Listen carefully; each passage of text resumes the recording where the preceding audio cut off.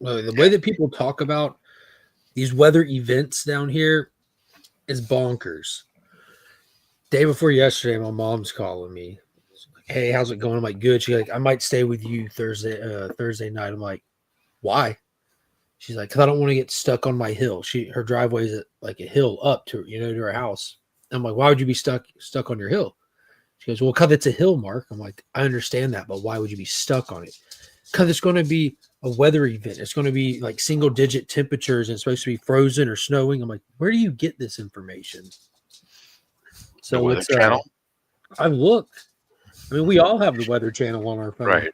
I look. I'm like, yo, it's going to be warmer than it was that day. You know what I mean? Like the low's going to be 30. Overnight low 30 degrees. I'm like, that's not a big deal. You ain't got to leave the water running for 30 degrees. Yeah, it's under freezing, but it ain't far enough under. Yeah. Then I look, I'm like, it's supposed to rain later in the day, and then it kind of backed up to lunchtime. It's supposed to rain today, but by daytime it's going to be like 40 something degrees. It won't matter.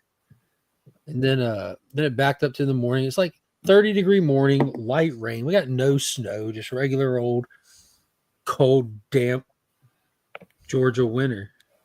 Canceled monkey school. I canceled Finn's school. Like, fuck that. Yeah. Sometimes you got to do that when you have multiple kids. You got to just be like, you're taking one for the team, Finn. Yeah, he's fine with taking one for the team. Yeah, I'm sure he is. Yeah, he's like, you want me to stay home and potentially play in snow? I guess so. If it snows a little bit, even a little bit, I'd rather him be here so we can actually play in it than. Yeah. He's not he'll gain more being home and getting the experience of playing in snow than he would the one day of school way back in first grade. You know what I mean? Yeah. I remember like praying for snow, like in Wisconsin, like just keep snowing because I didn't study for that test, like please snow. You're talking snow, giving your kids home. Madam's wearing a tank top. She's like, yeah. We're having what's called a wintry mix. That's what they're calling it on the weather app. A wintry mix. Like they talk about our weather like it's a freaking latte. Or it's a buffet. You can get a little bit of everything. Today you get maybe you get some rain, some sleet, some snow. Maybe even get some sun peeking through the clouds at some point. Those are my favorite, is when it's sunny outside and it's snowing. Kev, I just sent you the link, buddy. It doesn't happen here where I live, but yeah, I've experienced it in places. Wow, what a beautiful thing that would be.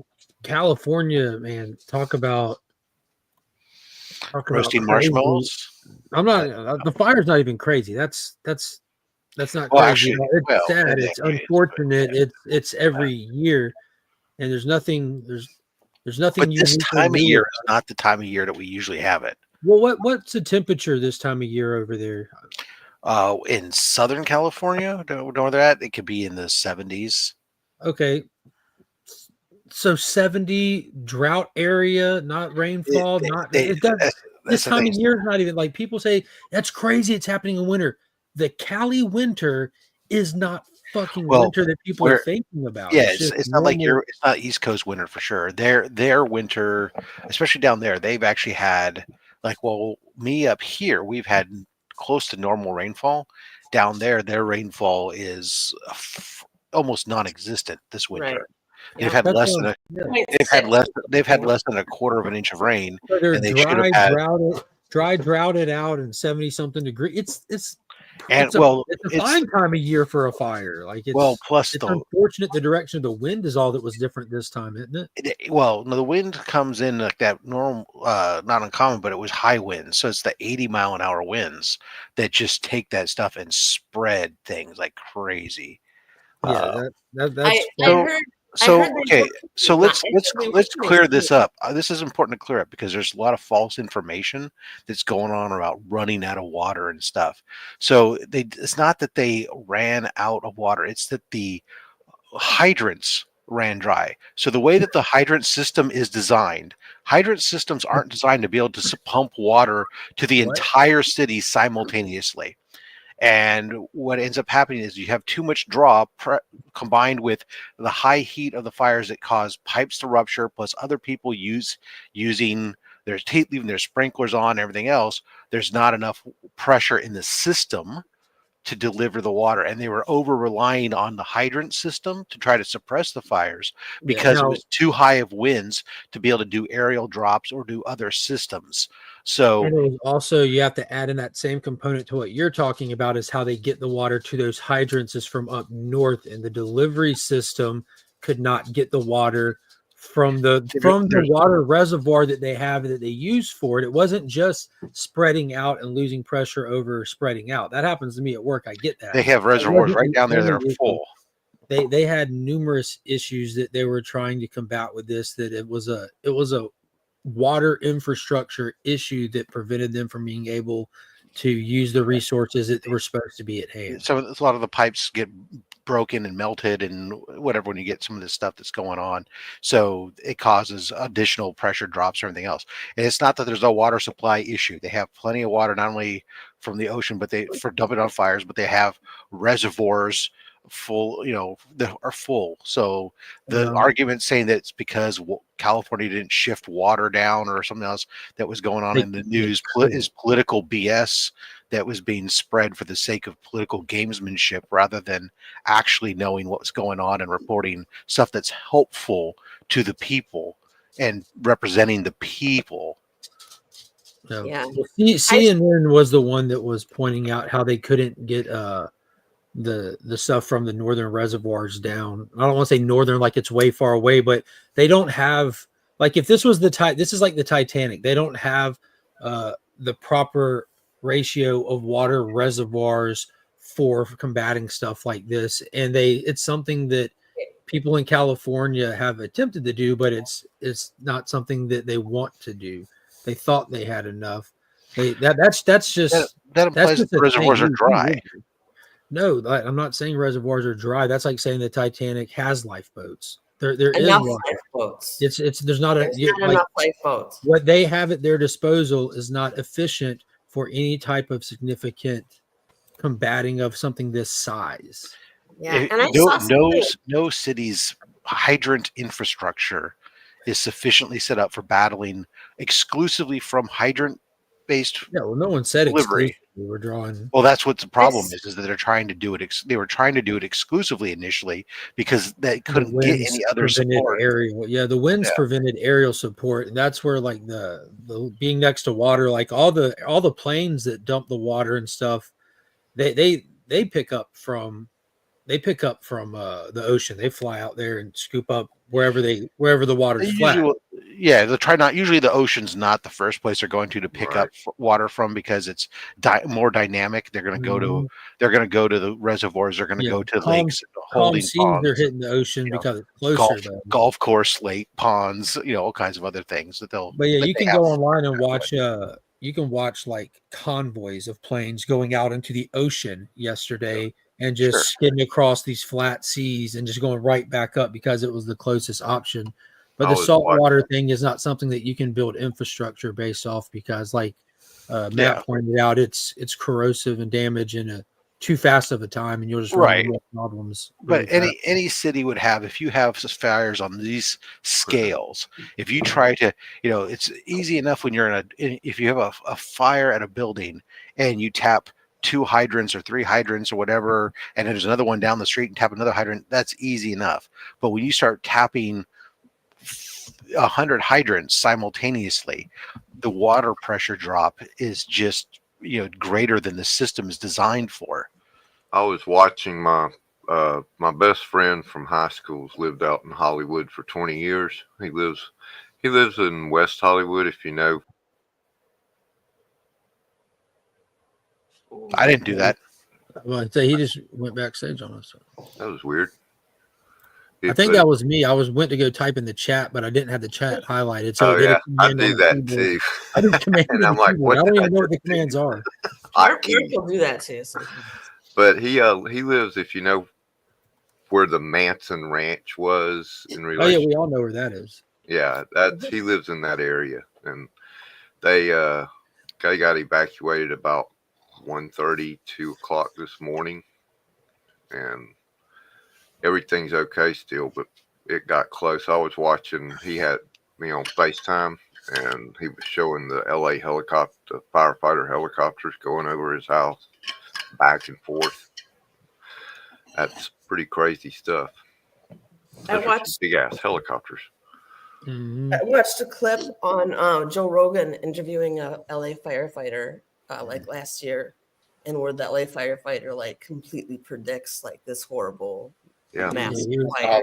This 6 Yeah. months ago, where he was talking about how he spoke to his firefighter friends. He said all these fires all of them are just random chance of the wind, and they said if the wind blows one time in the right direction, it's going to take out exactly what it did. And they said it then. There's literally nothing we have at our disposal right now to prevent it. We can't Yeah. stop it. With 100-mile-an-hour and gusts, it's crazy. Yeah, and there's wind nothing was that anybody insane. has to be able to do that. I mean, it just Mhm. it's overwhelms and it overwhelms at a speed that's so fast Can't even that get ahead of that you can't react to it. I mean, all you're Right. doing is reacting, and you can't try to do anything to try to contain it initially, What's especially possible since you can't. When you're doing fighting fires on these scales, the aerial component is massively important for I being know able to. I know a lot of people don't want to hear it, but this is a serious thing. It isn't. I don't think it's ever going to be a situation of being able to like, oh, giant fires broke out, let's go put it out. Like, you can fight them, but the prevention ahead of time that people a few years ago were making fun of is literally what's being said is why these things go so wild and uncontrollable. And those Santa Ana winds will just pick up the embers and just fly them everywhere. So I mean, look at what's burning right now, right? Okay, we're not talking about forested areas where we got to go rake the leaves. Well, that's where it started, though. But that's where it starts. It doesn't start in these neighborhoods. That's what causes the it to wind get picks so up and goes on these things, and it takes it where it goes, and then you can't. When it gets into these areas that are heavily populated, now if you can't do the aerial drops, which is how you oftentimes you're fighting these things. The other way that you fight these things when they're when they're out in the wilderness is you create lines by and back burn and stuff to go. You can't do that when you're in people's homes areas. You can't go bulldoze. Oh, hey, your home is perfectly fine, but we're going to bulldoze through your homes and knock this down to make a fire break. So it becomes increasingly difficult to try to do those types of things.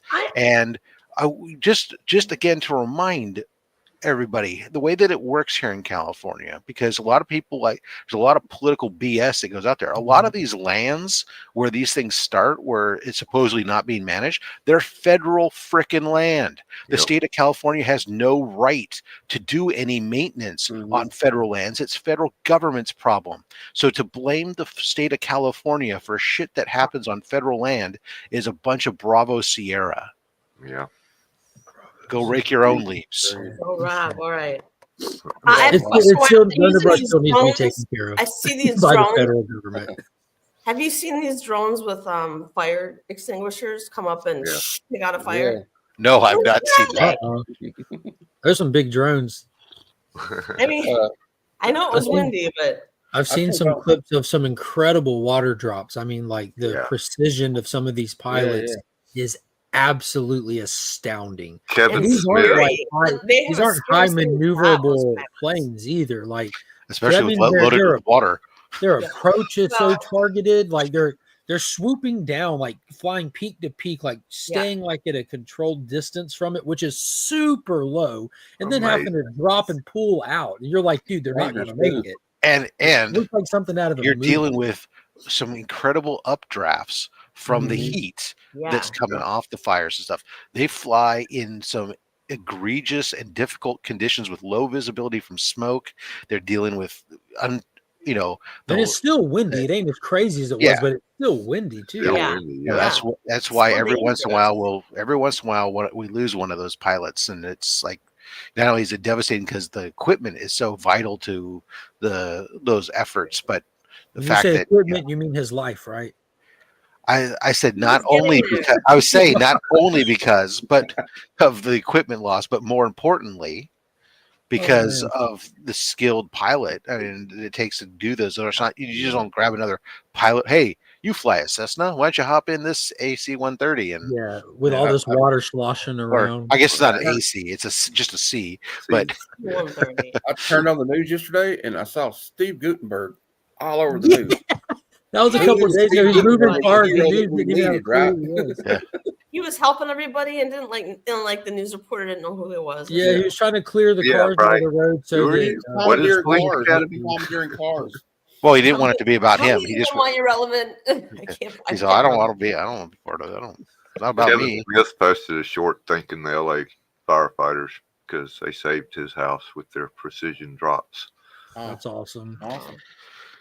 It reminds me of the movie Always Oh, the movie with Richard Dreyfuss and like Holly that. Hunter. Yeah. Yeah, I like that It's, movie. interestingly, I was like, I had spotted on Instagram. There was one of the comic book shops that I've gone to up in Medford, Oregon, was closing down because there was fires going through downtown Medford yesterday as well.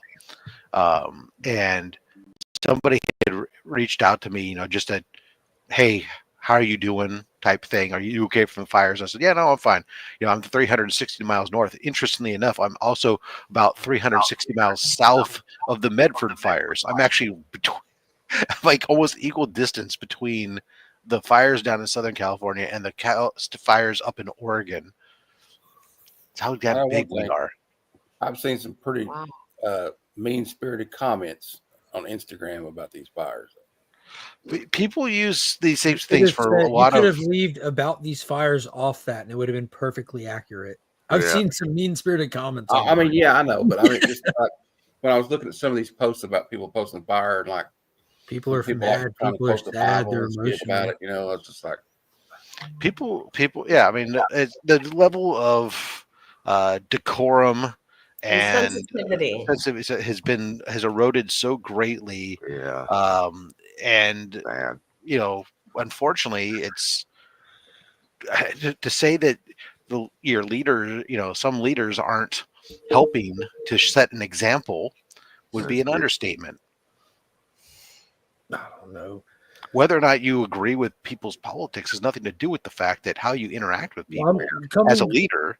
Not to I mean, it's to a degree it's apples to oranges, but living somewhere that just experienced a natural disaster, leadership fucking matters. And not like setting an example. I mean action. Who gives a fuck what someone says or thinks? It's where are their feet? What do they do? What do they have? Like, how do they react? What do they do for prevention? Like, could this have been less as intense if like people would have done what their job is to do for the years they've been there? Those things That's do the after matter. the fact. No, I'm saying like there's certain things that can be prepared for to a certain degree. You can't stop the weather, but there's certain things that you can do. And if our elected leaders of any aisle, again, not politicizing it, just the piece of shit government in general as a whole, because it is, are they doing what they're supposed to do, knowing that this is part of their job to think about these things? Are they cutting funding, lining pockets, ignoring this or that? Like it happened over here when we experienced this hurricane. The response was non-existence. Fuck the government for that. And you're going to see the same thing happen over there. And these people over there are probably going to be treated like royalty compared to what happened to us East Coasters with this hurricane. Watch what happens. And there's a lot that could have been done differently before this ever happened, where a lot of these concerns or problems weren't pointed at and saying this is why it's so bad, because those things are true. Those things were blind spots or things they ignored or did. Would it have changed the size of the fire? Maybe, maybe not. We won't ever know, but those are problems that are being pointed out after the fact. Didn't cause the fire, wouldn't have put out the fire, but they are problems that still remain there despite the fact.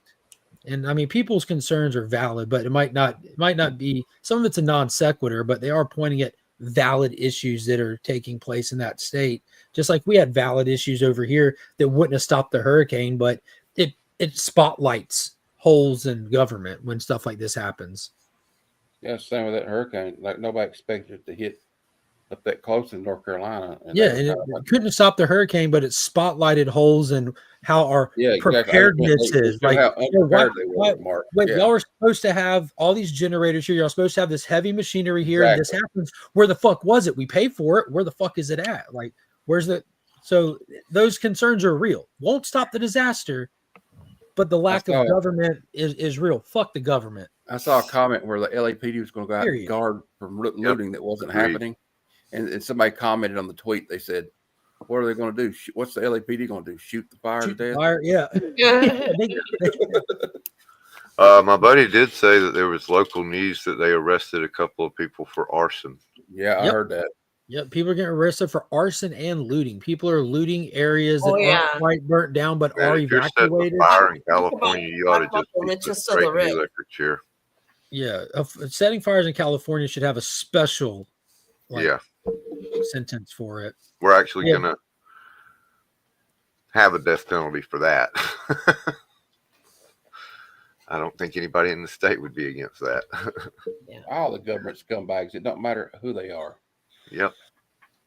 Nobody in That was Washington made True public cares servants are few and far between. In That my was mind. made crystal clear during the pandemic. It was like, I remember when they said the lockdown, I looked at my dad and said, they're just told us we're all on our own. I mean, Well, you know who could save us though from it all would be fucking Aquaman. Aquaman. Aquaman Really would have good. already put the fires out. by now. That's a good Unfortunately, it would probably be his brother that What about tries to. Superman? Can Superman Yeah. save us too? Yeah, Superman I'm could waiting, have like, hold on, have to be I'm trying to Superman figure it because out. Orm's like, send the wave. Superman's Somebody the only call the one. Watchtower. That's, Get the Justice League down here now. Superman's Yeah. the only one that's an alien and therefore not human, because any human with that much power is going to end up being an authoritarian dictator. Yeah.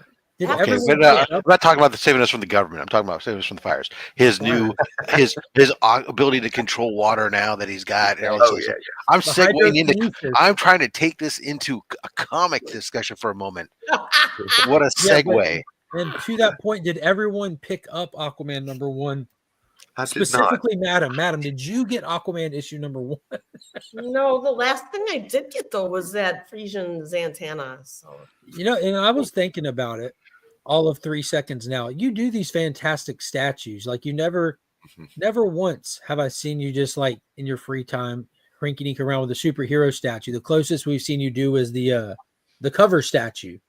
But it would look cool as shit to see a statue of Aquaman with like because he has like chainmail armor type thing and Yeah. all those little details and standing there yeah, just holding up his hook hand. You would have to do the hook hand version just so we're clear. okay. And Because would it it's be just- Jason Momoa I'm sculpting? Oh, you absolutely can. If you see the thumbnail, the picture I okay used for with that. today's video is why they like went with a long hair bearded Aquaman. You know, classic Aquaman has short, tight hair, you know, no facial hair. Right. But Like there's- reddish hair, right? Is blonde, but like one of probably the most iconic run of Aquaman is when they shifted him. He lost his hand. It got like a crazy villain. His hand got chewed up by piranha. He ended up putting a harpoon on his hand. He grew his hair out, beard out. So you got a lot of stuff you could do with like flowing hair, hook hand. You can Yeah. do like your little weird circle thing you do that comes out of the statue's anus, but it can be like a swarm of fish.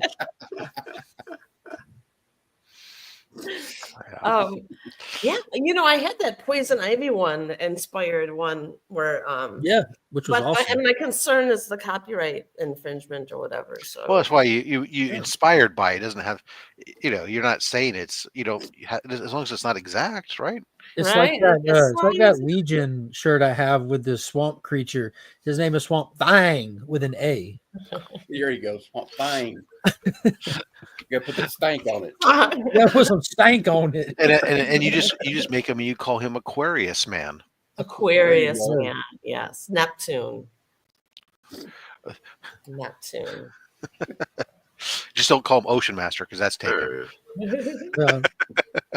Uh, I'm Wait, pretty jazzed. I'm pretty jazzed. Someone called one of my references about one of the contracts I applied Just for. call him So Aquaman. that's exciting. That's one of my Aquaman. favorite Aquaman stories right there. The 4 issues from 85, 86. I remember Started with him. the new suit. Okay. Aquaman. How many people in the chat would like to see an Aquaman statue? though? Who knows if it's done well. That's the thing is people don't think that they want to see anything Aquaman, but then when they see a good one, they go, "Oh, damn, Right.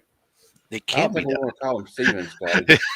Call him Sea Man, Pond Man, Water Man, Ocean Man. Aquaman. Me I'm a no. little biased because a friend of mine is the artist, Craig Hamilton. Oh, really? This was Nice. his first artwork he did professionally. God, I think Nice. he was 17 or 18 when he did this Aquaman series. I have to go through and pull out a series. Tomorrow's cover challenge is a wild card for the Fiend Club. It's got to be our favorite story arc. So I have to go find a story arc to pull out. Aqua Ombre Wellboy. I like that. It's I gonna like be that. Aquaman's, right? Aqua Hombre. And he could be sitting there eating a set of fish tacos. Come on, how else can we? How worse can we? How more racist, stereotypical could we make them? I don't Who did know. I just walk into? His office is outside of the Home Depot. We're talking about calling him Aqua It's not, Hombre. but something Oh, Aqua happened. Hombre. So There's Fish been a shift. Agua Hombre, and his headquarters is outside of the Home Depot. I will say the upside is that in California, it is the crab season finally opened, and my wife was able to pick me up fresh Dungeness crab. I'm so I excited. think it's funny how Rob only tries to get canceled on Fridays. Something about Yep. the weekend being here, Rob's. Take the I'm not- weekend I'm off, not- Mark. Someone It's draw all- the line so I can That put my Romanian cards across call. it. I've dealt with legal constraints all week long. I'm ready to drop Time to it let at the it go. door. I'm doing it Let on somebody else's show at 5 Yeah. o'clock in the morning. It's just his favorite pastime. Once every Friday, someone draws a line just so he could put his big toe across it. That's right. Oh my goodness! I'm But old. Aquaman It's was a great just read. remember, guys, it's old. It's just the way that they were back in their day. Yeah. It's 2025 now, Rob. You're good. Yeah, it's hard to believe Facebook's Y2K was removing their 25 years ago. third-party Huh? fact checkers. Speech is popular again. I think you'll be all right. YouTube will follow suit with everything. Wow, 170,000 comics, and you only have one Aquaman? Is it the one you just picked up last week? Oh man, hey, you got to start somewhere though. Well, that's true. You got to start Although somewhere. I will admit that the Aquaman that I picked up this week at the store is not counting the one that's in the giveaway bin. The one that's just I only have one other one in my PC. Wow. Although it is on my list of things that I've decided that that first volume 1 run, some of those early covers, I'm going to potentially start picking up. Like when we talk about a lot, when something's going on, it's always fun just to dive into the excitement. While it's hot, it's fun to play with. It's like a new toy. Right. And I went back and looked through the stuff that I have here. I don't have a lot of floppies for Aquaman either. Like the stuff that I have is like from my trade reading era, because I don't always have like a monthly pool list. Primarily when I fired off my monthly pool, like I had one when I worked there and stuff. I read trades before that, but like coming out of high school, and all that, I was just reading trades. That's how I read. We would go to Barnes and Noble or Borders, and trades drop every week, just like floppies do. Right. So I didn't have a lot of floppy Aquaman and stuff. I got And I a was trade looking with on Jeff eBay. Johns Aquaman somewhere around here. These Aquaman keys, they're affordable, but they're surprisingly not like dirt cheap though. You know what I mean? No, I've been tracking Showcase 30 because that's on my hunt list. Which that's the first tryout of his solo series in the Silver Age. Not his first appearance in the Silver Age, which is Adventure Comics, but correct. But I mean, even that book's reasonable as far as like $200 if you want to get a good grade. It's about $100 a grade roughly. So yeah, a 5.0 for about $500 roughly, which is fine. And Scotty, shoot me your address because you won that giveaway Tuesday. I need your address, buddy. But what was I trying to find? It always seems like not a lot of people have Aquaman. I've never seen no, because it's him and Submariner. And someone's like Aquaman, Nobody says that. No. Well, yeah, like you said, Superman's cartoon kind of like made people hate it. Aquaman 42 is the only book I've had in my collection for so long because it's just such a freaking second or third appearance of Black Manta. It's second Black Manta. Great cover. Yeah, it's very much in the style of the old is that 50s. Nick Cardy? Yeah, I think so. It's because it's those old movie posters type style. Yeah, Nick Cardy.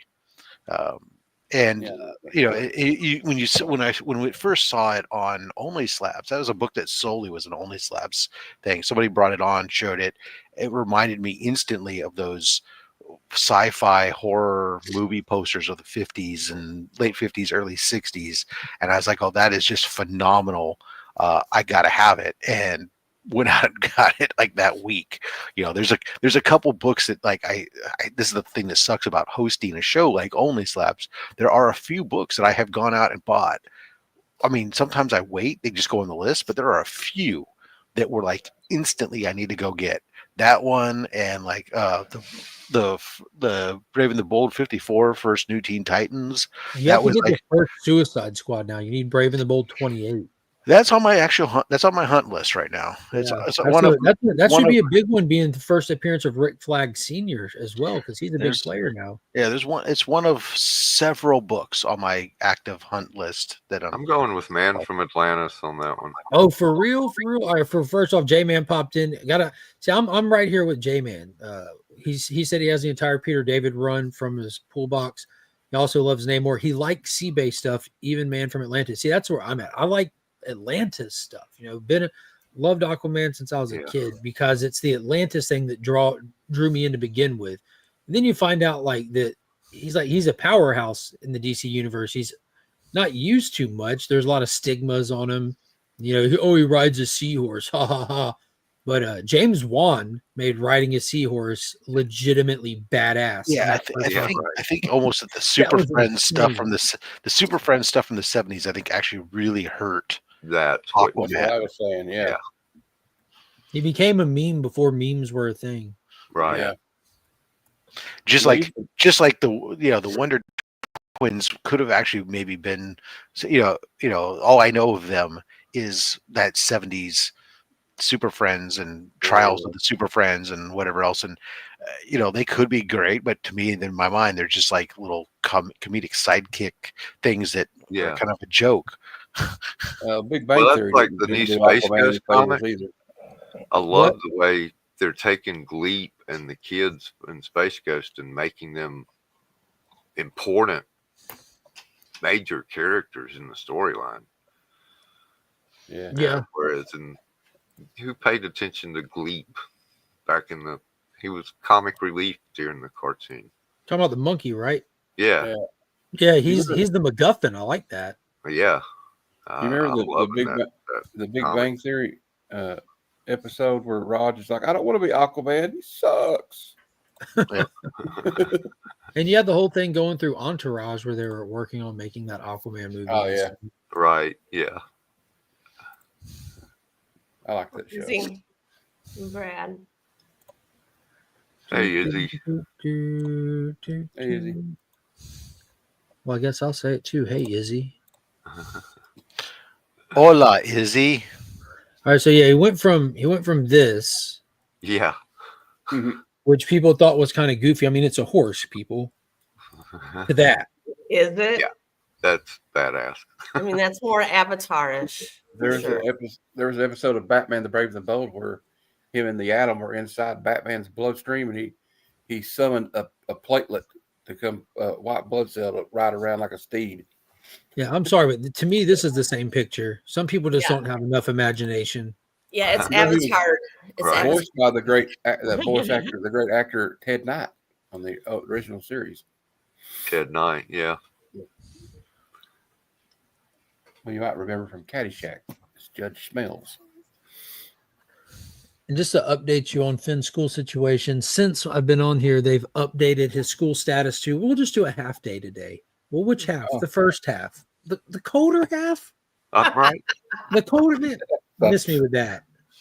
Jeez. I remember one time I went to school. It was high school, and in Georgia, when it snows, just if snow falls out of the sky, everything comes to a standstill. Someone's dying.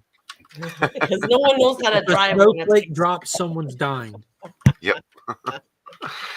So as soon as we get to school, this started a blizzard up. And it's like we didn't even get to homeroom class before they canceled school, but everybody's already there. So they had to take all the buses, send everybody back home. Everybody had to stand in line to use, because this was pre-cell phones, stand in line to use the one payphone in the lobby to call their parents to come pick them back up. We're here already. Just let's go. By the time the first period's over, the shit's going to be melted anyway.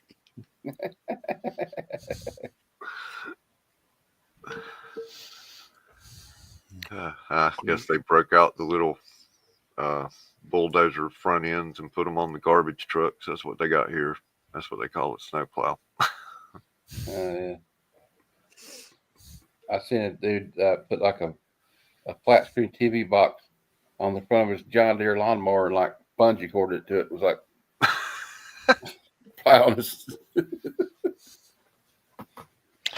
Yeah, I don't know what you're talking about. Well, we don't really get a lot of snow here, but it's been so cold here lately. It was like 15 degrees last night. Yeah.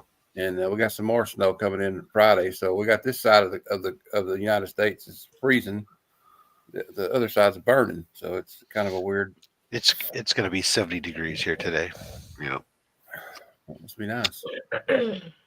Yeah, well, as long as you don't buy, you pay for it. Oh yeah, in taxes. Yeah. Well, there's taxes, there's housing costs, and everything else.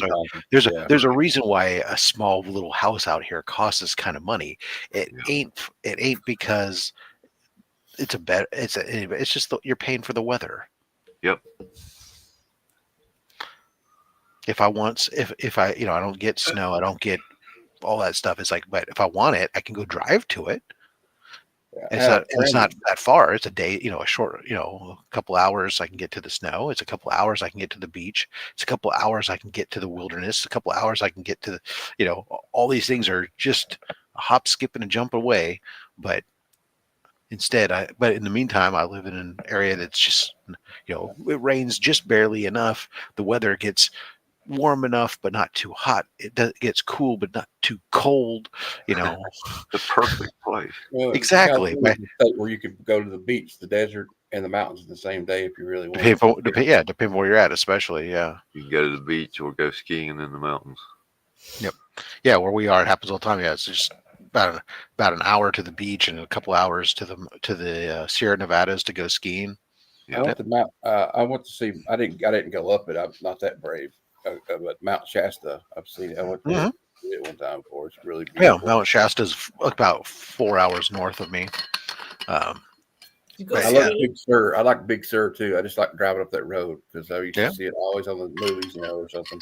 Yeah, it's very. There's also volcanic parks where you can go to where there's like bubbling mud geysers, pits and all kinds of crazy stuff. It's a lot of cool stuff. It's varied, and more importantly, madam, there's the wineries. Oh yeah. Okay. Yeah. The one time I've never been to a winery and the dispensaries, Rob. The dispensaries. Well, yeah.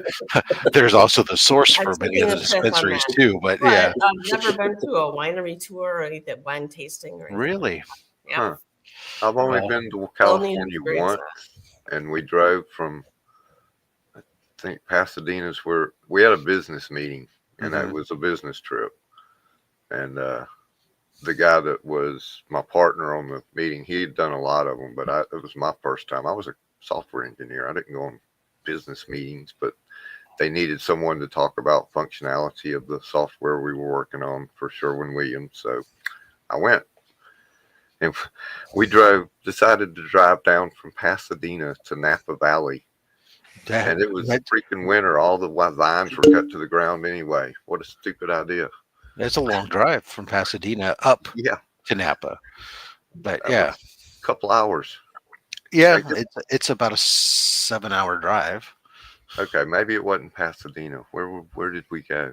Because I was only there for a day, and then we turned around and flew back. And we I don't know where else. California's pretty big, but yeah, if you came down, you would but either way, it was bad timing. But I did pay $30 for a glass of Jerry Garcia wine. Did it get you high? It wasn't even good wine. Probably not. He was high when he made it. I don't think Jerry Garcia was really known He for didn't, wine. he didn't wash his feet before he mashed those grapes. They named it that way to sell it to people like me. Put a little Do you LSD remember in Jerry it before Garcia ties? I had some when I worked on the base with software. Same here. I had a few of them, and I used to wonder why would Jerry Garcia have a tie collection? Lee, so that way they could die.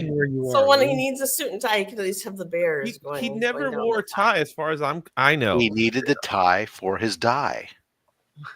Oh, There you And go. they were pretty tie-dye-ish ties. No, they were very popular too. Yeah, I went to one concert. Actually. Yeah, we only had to wear, I guess about the first 6 months I worked there, we had ties. Then we got nice little work Check out shirts, this golf Superman shirts variant that were cover I acceptable. found Nobody on wore the ties eBay this anymore. morning. Instead of Superfly, it says Superman. Superfly. Oh, that's cool. Wow, a Superfly homage. That would I've make been to a sense. lot of wine tastings for one at my own. Yeah, my wine tastings were of Boone's Farm and Mad Dog, and Yeah, Been exactly. 2020, baby. I Exactly. just That was my got the taste text at message first. right now from the school saying that they're going to do a half day, which I mentioned earlier, and that text came after the snow started. So I bet they're going to end up canceling it. How bad is the snow? In relation to what? Like, it's horrible. I for know you're Augusta, in Georgia, so I'm trying to figure out how bad is the snow. Is it sticking Izzy. to your driveway? Everything is relative. Thank I you. mean, Yeah. and if you're in an area that doesn't get a lot of accumulation, when you get some, it becomes more of an issue than an area where you're used to feet of snow. So No, I get again, that part. Trust me, I like the get that part. relation thing is key. Everything is relative. The infrastructure of here is not built for this weather. We live in basically the foothills of the Appalachian. Nothing's flat. They don't salt roads. Nobody has winter tires. There's nothing about anything at all. No aspect of life. You can't go to Walmart and buy a heavy enough coat for 10-degree weather. It doesn't exist down here. So the littlest bit of snow is detrimental and dangerous because people can't stop. Sounds like you all gonna melt. I really, like you got Oh, yeah, I portions get of that. snow in We had Atlanta. it. Like, was it 5 years So a ago? few And it years shut the ago, whole Like city down, for didn't it, Mark? comparison, it's like if New York was given a Georgia summer for 48 hours, you would have countless heat stroke deaths. Yep, It's just that simple. They're not ready for it, built for it. There's nothing about places that they like all that walking and all the commuting that they do, the way they do it, it would be detrimental. So here we had about 6 years ago now. It's crazy thinking about it that way. 6 years ago in early November, we had a snowfall. Now it was a snowfall that we weren't unprepared for. And what ended up happening, it iced up all the roads. Like all the roads got iced up. And people that were trying to commute couldn't commute because the roads were so iced up because they weren't able to salt the roads in time because they weren't prepared for it. So what ended up happening, and I was victim of it too. I had to go pick up my wife who was working about 10 miles away from home. I went to pick her up at 6 o'clock. I got home at 3 a.m. Wow. That's how bad it was. So you understand what Mark's saying. I understand what Mark's saying. Yeah. I'm not saying, it baffles me in that way, being a New Yorker who we get used to things like this all the time. When if it snows a little bit, they just look at it like, oh, Right. Because yeah, because you guys are set up and used to it. Right. yeah. Like it's accumulating on cars and roofs. It's not sticking to your driveway yet. No, That's it literally just started. It's like at the it's sticking to where the grass meets the driveway kind of thing. Okay. But it's The not roads like they're slippery at most. yeah. I like to gauge it by if it sticks to the driveway. I mean, there's a little bit of black ice out there yesterday and today. Like yesterday, I blocked off the kennel driveway. People had to walk down to the kennel. They couldn't drive down because it's on a slant. There was ice going across it. So there's little stuff like that. Yeah, black ice is bad. That's Yeah. that's the worst of it all. Especially have on like mountain a big, roads. Good morning, the TW dropping that 19-month member milestone chat. He was also the previous Legion Loot winner for the month of December that we just drew for. The January Legion Loot giveaway is looking stacked. First appearance of Ocean Master, as well as some other Aquaman goodness. That's the theme for the month. The new Aquaman series. Oh, I thought it was gonna be Ocean Master. Fair enough. Aquaman hook statue. Is that what is in the background here? That's the Aquaman issue number Harpoon. 0. If you look up Aquaman issue 0, it's one of the most iconic Aquaman covers. They even did their little version of kind of mimicking that cover for a split second in the first Aquaman movie. Peter David, one of the best writers. Probably the most iconic run, most beloved run of Aquaman out there.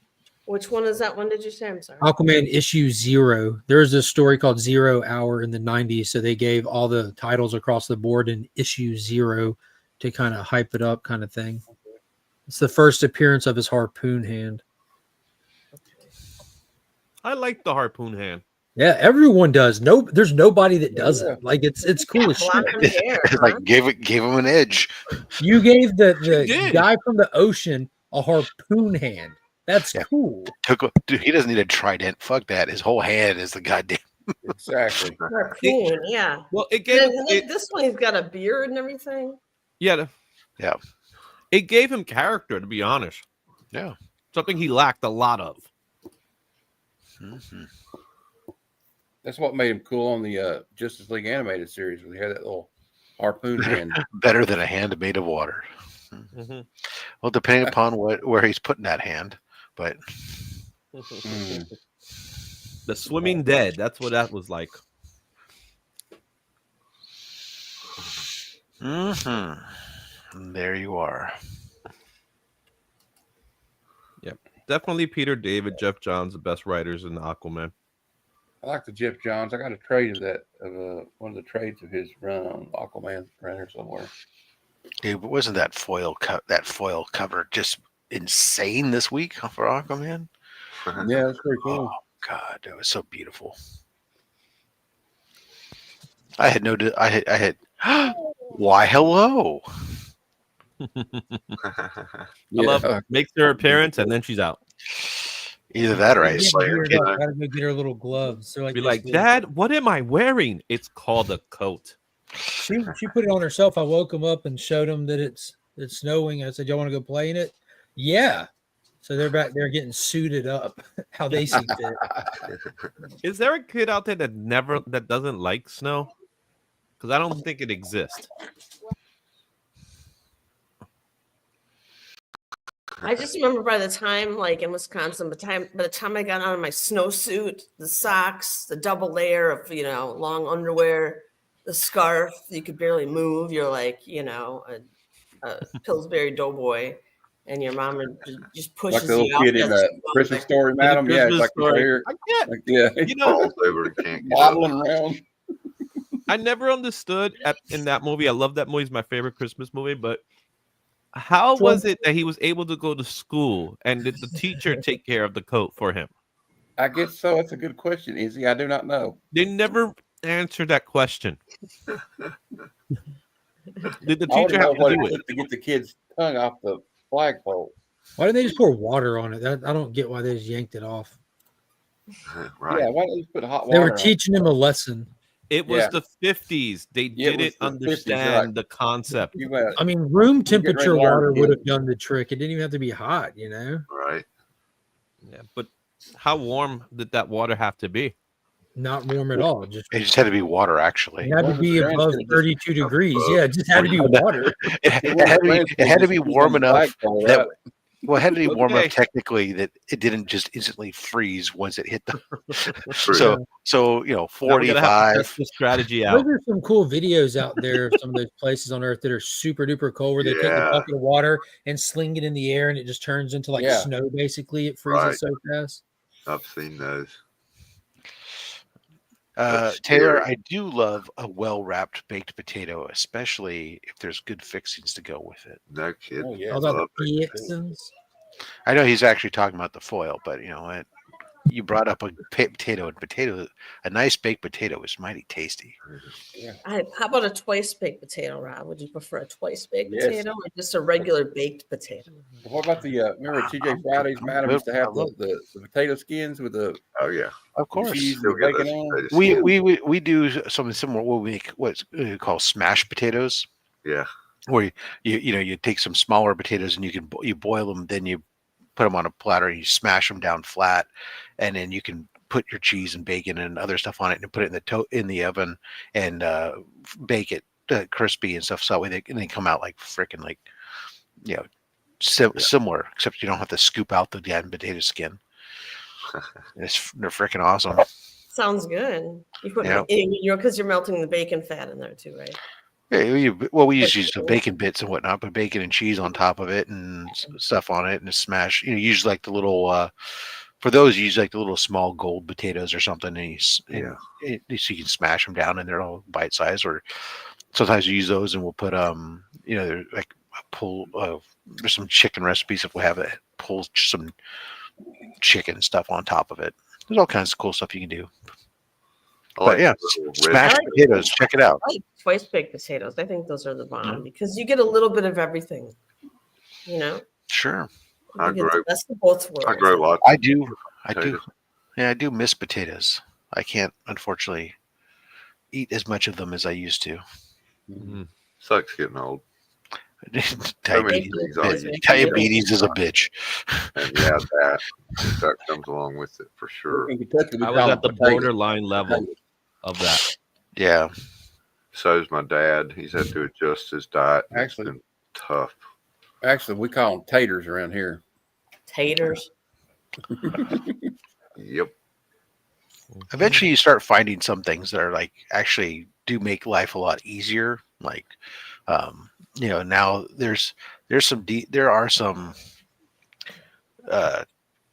tortillas that I found that I can use that don't do that have hardly any carbs and taste good, and so I can use them to make wraps and stuff. And I've learned I found a bread, a whole grain wheat bread that I don't dislike, that is also does minimal to spike my blood sugar, that if I eat just like one sandwich and I'm responsible on that instead of eating multiple sandwiches and stuff, that that it's is it that the it's keto not, bread you're using, Rob? Is it keto bread or is it this bread is just actually it's just a whole grain whole wheat bread that as long as I eat just one sandwich worth, it's right. It's okay. I can manage it with what else I'm doing and what else I'm eating, depending upon what else I'm eating. Like, so if like in the morning, if I just have like eggs and bacon or eggs and spam, some kind of egg scramble or something in the morning, then at lunchtime I can have those carbs there. Yeah. And then drawn out and stuff. It's, it's fine. Yeah. Whole wheat shouldn't spike. It just depends on how, and it doesn't usually, it just depends upon how much. Like if you, as long as you eat responsibly, that's the thing. It's like I used to eat multiple sandwiches and stuff, but you can't do that now. So you have to eat one and fill yourself with other stuff that's, eat some more vegetables and eat a salad with your goddamn sandwich instead of having a sandwich with your sandwich. Those are the type of things or like when I make vegetables, right? When I make, I also make bread. And so like I'll make, I make sourdough bread. So I make sourdough bread though with whole grain, whole wheat flour. So it's a wheat sourdough, and that's great because there's no sugar added to it, so it's even better. Whereas like the loaf bread you buy has some sugar in it and stuff. My dad eats sourdough. He's borderline. Had to cut his sugar way down, but they told him sourdough would be good. Yeah, because when you make sourdough, you don't put sugar in it. It's just flour, water. The trouble I have is finding flour and water. Well, the yeast makes a no sugar added ice cream, butter pecan. You're making me hungry, guys. So the yeast that we use when we make sourdough is actually you just take flour and water and through a series of redoing it over and over again, make it develops its own. The starter, it develops its own culture. So it's not, you're not actually adding yeast. So actually the only thing that actually goes into it is a little bit of starter, the flour, water, and a little bit of salt. That's it. I That's it. thought that my mom had said a long time ago. I'm sorry, trying to make sourdough bread from scratch. That it was important to get like the starter from San Francisco because that's where they had the good sourdough starters or whatever. Right? So I so swear- so every region has its own different bacteria and stuff, natural forming stuff that will have its own different flavors. You could take a sourdough starter from San Francisco. Yeah, it's going to have a certain regional stuff, but it's also going to over time it's going to also, well, it has that element that's still there. It's also going to pick up some of the stuff from your region and stuff. But yeah, I mean, there's all kinds of stuff. It's the same thing with like it's our region is known for, or lesser known, but because of the air makeup and stuff, sourdough bread, of course, is very big for San Francisco, but also the same reason that actually two of the largest salami manufacturers are based here in the Bay Area too, in Gallo and Colombo. Salami are based here in the Bay Area because, again, you also dry air age those Right. things, and it has to do with the climate stuff here. If you take the San Francisco Bay Area and you moved it along the same horizontal on the Earth, you would find it lines up right in the Mediterranean, right about the same place as Italy. Wow. Which also has Nice. some of the best bread. Yeah, well, they always say that about the tomatoes in Italy too. They're like, Yeah, we grow lots of tomatoes here. Huh? I grow My a lot of neighbors, Although my neighbors tomatoes down the aren't street tomatoes decided aren't to native start to selling Italy. sourdough. Tomatoes are an American native plant. Yeah. mhm. I mean, you think about it. What you think of as Italian food today would be It's really not the same. if you took away the discovery of China and the noodle, and you take away discovery of America and the tomato, Italian food It's So completely is very different. Yeah. I mean, even the pizza, although that is from Italy, the pizza that was originally created there is nothing like the pizza you're Right. used to today. It was really more like a pie. They actually had a top shelf. Oh, Yeah, yeah. it was also So just sauce? it was a way for you as a low income Yeah. people to be able to spread, much like stews are for Exactly. Europe, as a way to spread out little meat portion amongst an entire family, so And everybody could get the some. Italian food in Italy is way That's different than the Italian American food. Like This is over true here, too. like in the This is Northeast, true. Italian Americans have like what they call the Sunday sauce or gravy, and they slow cook it all that. They don't do that over there like that. I don't And think. then there's restaurants here in America that masquerade as Italian that have no purpose being called that. Oh, I'm right. talking to you, Olive Garden. Yeah, Exactly. Olive Garden. I knew still that love their would be soup. said it. Dude, here's my thing with them. Yeah, I seriously, Breadsticks are good. I seriously, that's what I hate right there. Is let me ask you this: ask somebody, name a good meal at Olive Garden. The first thing they say is, "Oh, the salad Soup, and salad, the breadsticks. salad and breadsticks are Breadsticks. great." I'm like, I understand that, but you're supposed to be an Italian restaurant. What? Right. You're not a What bakery. about the So what the spaghetti hell? and lasagna? So what the hell is good? It's so Incredible. bad that even my wife just bought a gift card for her stepfather for Christmas, and there's no picture of any Italian dish on it. The only thing on the gift card is a picture of frickin' breadsticks. Exactly. You got to be kidding That's me! their claim to fame. You're not a goddamn bakery. What about Fazoli's, Rob? Like Fazoli. Olive Garden, like Red Lobster has got to be the best seafood place, right? Yeah, right. Red Lobster's the best Sure. seafood place. Only if you're in the. Actually, it- I do have it to probably- confess, I made Red Lobster's biscuits from their box biscuit, And that's the the thing Cheddar with Bay them. That's the biscuit best thing. box They have biscuits. last night, Yeah. and Red they were Lobster- just so good. Red Lobster probably is the best seafood place if I'm in Ohio. Exactly. Ohio got some good seafood spots. I'll admit to that. Or I'm in Idaho. But In the middle of Oklahoma. yeah, but if I'm in California, Red Lobster barely exists out here. For You sure. know, Snow Angels. Oh, snow angels, that's so cute. Look at him cleaning off his pants. He's like, I gotta get the snow off me already. This is cold. That's awesome. Hey, what you doing over there? Looks like you got some raking to do, Mark. Not much. I have these giant oak trees that create like a 100% shade canopy for most of the backyard. So we have to takes a couple $100 and a day's worth of work twice a You're, season to clear it. you're throwing caution to the wind. Was that a trampoline without a net? Yeah, how were you raised? Well, I'm just saying, like, there's a net on, trampolines. That's for the lawyers. Are you for real right now?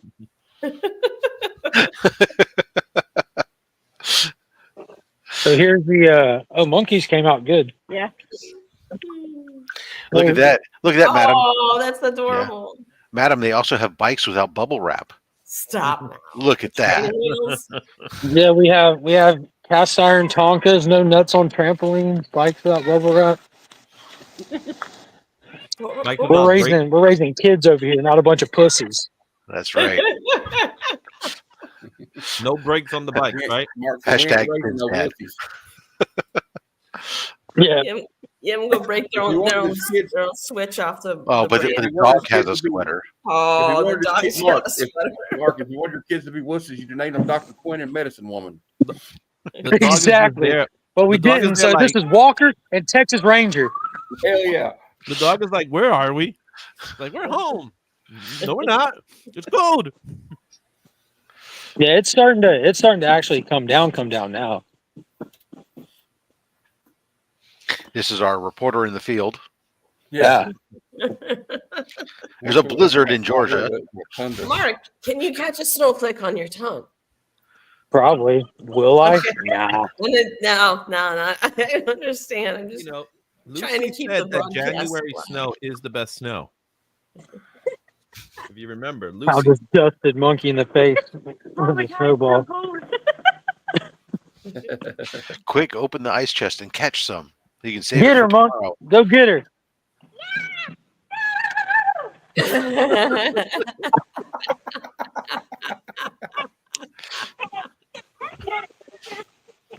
Look at Abe. Abe doesn't know what's going on. Like, why is it happening to me? now You you get now off. you can go inside and get some ice cubes. And Yeah, throw he's some barely you enjoying can really get it God bless started. you. Abe is concerned. He's like, every one of these are an intruder on my property. Every snowflake. The kids out south, when they get a snowfall, I'm sure they love it.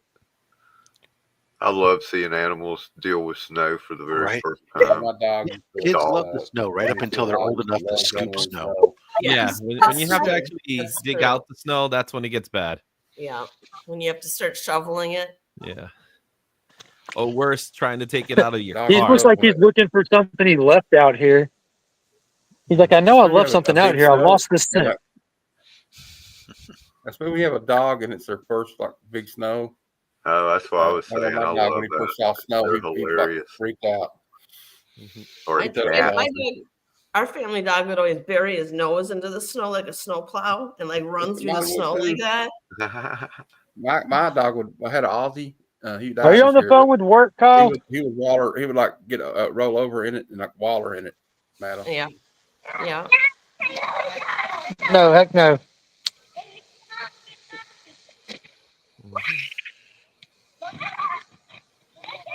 All right. I'm going to switch off this. I'll be back on inside in a minute. It's getting cold. Alrighty then. Getting cold. It's like I wanted to, you know what? We Breathe didn't here, ask man. him. We failed to ask him what kind of shoes he has on. yeah. He's He probably probably wearing wasn't flip-flops. prepared for it. Right. We In just have Kentucky, boots, kinda but the in boots between, have we get some open of the cold toes. weather, you know. No, It's well, not he might be wearing a pair of shoes. Open toe shoes. Open toe shoes. That's Sandals. Yeah. Some Birkenstocks and He's got stuff. some Jesus sandals on, some slides, I Jordan let slides. dog go barefoot here in Georgia. Y'all didn't know. It's Be getting right cold. back. Rob, you got tattoos on your arms? Yes, I have tattoos on many places, but that's the only one that's visible when I wear a short sleeve shirt for the most part. I've been, I'm Gen X here, so tattoos, yes, but I've always also been, for most of my life, I was in sales and stuff for much of my early life, so I kept always my tattoos in places where I could easily cover them up because people, when you dealt with people, have different reactions, and I didn't Yep. need to sit there and put them a negative thought. So most of my stuff, like on my back, my upper arms, or my legs, where I can easily cover them up with shirt sleeves and jeans type thing. But this Right. one is my kids' names, Oh, and they're written in Anglo rune script. So if somebody most of the time people didn't see it because it's on the inside of my left arm, yeah. and when you shake somebody's hand, you shake them with the right arm type thing. But also is because this is my kids, and then this tattoo represents my wife and I, and Can you make yourself so big? Can you make yourself yeah. big? You can show off your tattoo. So this is a tarot card, the Lover's Tarot card, Oh, but Oh, it's I with love that. but it's the Nightmares Before Christmas, Yeah. which Yes. ties in that I did a lot of foolish stuff. My wife was my sense of reasoning and brings me center and everything, much like the Fool and on the Lover's card is intended to mean, right? The Oogie Boogie up there, and then it had has our wedding date on here. Oh. So I never forget our anniversary. I always just can look, right? But again, this is the type of thought I put into stuff. So this is represents my wife and myself and our kids. It's all my left arm. Your left arm is closest to your heart. You keep your family close to your heart. Whereas like my right arm has like different stuff for like protection runes and stuff, which is your arm for your defense, to defend your family, all the other type of stuff. And then I have tattoos that have to do with my spirituality and stuff on my back. Just the gods have your back, and those type of things. So, Can you show Where off do you some of put your your runes? favorite Some of bands your and runes on the other arm? a protection yeah, rune. Yeah, that's the Yeah, one, right? that's all. That's all it is. Because your heritage is like My family's from England. that's Irish or something, right? Is My that family's English. Yeah, English? Okay. yeah. I was a teenage dirtbag in the '90s, so of course I have a regrettable tribal tattoo. Regrettable tribal tattoo. Everyone's got a regrettable tribal tattoo. Only one of the tattoo. Then I most Not the recently only one. I most recently did had a tattoo done on my leg at 50, which is my last tattoo, because my youngest was actually getting a tattoo and they wanted to have tattoos with their parents, and so we all got leg tattoos together. And this one I got was again represents my wife. It's I've always wanted to get a classic pinup. But since on my arm, since it's Sally represents my wife, I had Sally from Nightmare Before Christmas done as a classic pinup, and so that was done on my leg to represent her, because I've always wanted it, and I wanted it like on my arm or something, but I couldn't do it because it was like that would be out for everyone to see versus all the time, versus being able to show it what I want but not. So yeah, that was the most You recent always one. want the choice the choice to display, not to display. Lit my freak flag when I want to, and not Yeah. because I have to, right? Because I made poor life choices, type of thing. But Anyone else got tattoos? show my fashion. Nope. Nice. Not a Izzy, one. you don't have Funny any too, 'cause I tattoos? dated Not a a tattoo single one. artist, and then I lived with a tattoo artist. And I never got a tattoo from either one. Never got a tattoo. What about you? Yeah. I almost came this close, but the guy that was going to give me the tattoo was too drunk to do it, and by the time He was in prison. I The pen- One time, we were I got a couple you of know, prison tats, we were working on something here. My wife got hers, and it was just recently. Like, that's her first one. Was one she did with. It was funny because my youngest wanted to get one, and they were over 8. We were like, okay, fine, you're over 18, you can make your choice. And I set my rules, my expectations, not rules because they're over 18, but my expectations that I shared with them. I said, I just want you guys to do one thing that I've always done, which is if you want a tattoo, that's fine. Come up with a design and sit on it. If after a year you're still interested in getting that piece done, then you can then proceed with your exploring stuff. But don't come up with a design that you think is cool that moment and then go get it tattooed right away. Yeah. Because if in a year you don't like it, you'll thank me. And Or don't pick a travel tattoo out of a book at the tattoo parlor. Right. So Good they came up with something they wanted. They sat on it for a year and a half, and then they decided that's what they wanted to do for their birthday was have a tattoo done with one of their parents. And so since my wife had never had a tattoo and didn't express any interest in it, I said, well, I guess that means this will be me. I'll take it so you don't have to do it, dear. Since I'm already, and I've been thinking about doing it. And then my wife decides, oh, forget it. I'm going to go ahead and do it anyways. But I regret my fat stacks Trump stamp. That reminds us, we're owed a tramp stamp still. That boy, Yeah, Tyler. aren't we? From Tyler? We will remember. My cousin, I have a story about my cousin. He made it really big with his wife. They wrote a book and they, were well paid for it. And so he told me in his trust that he has a stipulation for his children that every year they go that they don't have a tattoo, they get a monetary amount of money. Nice.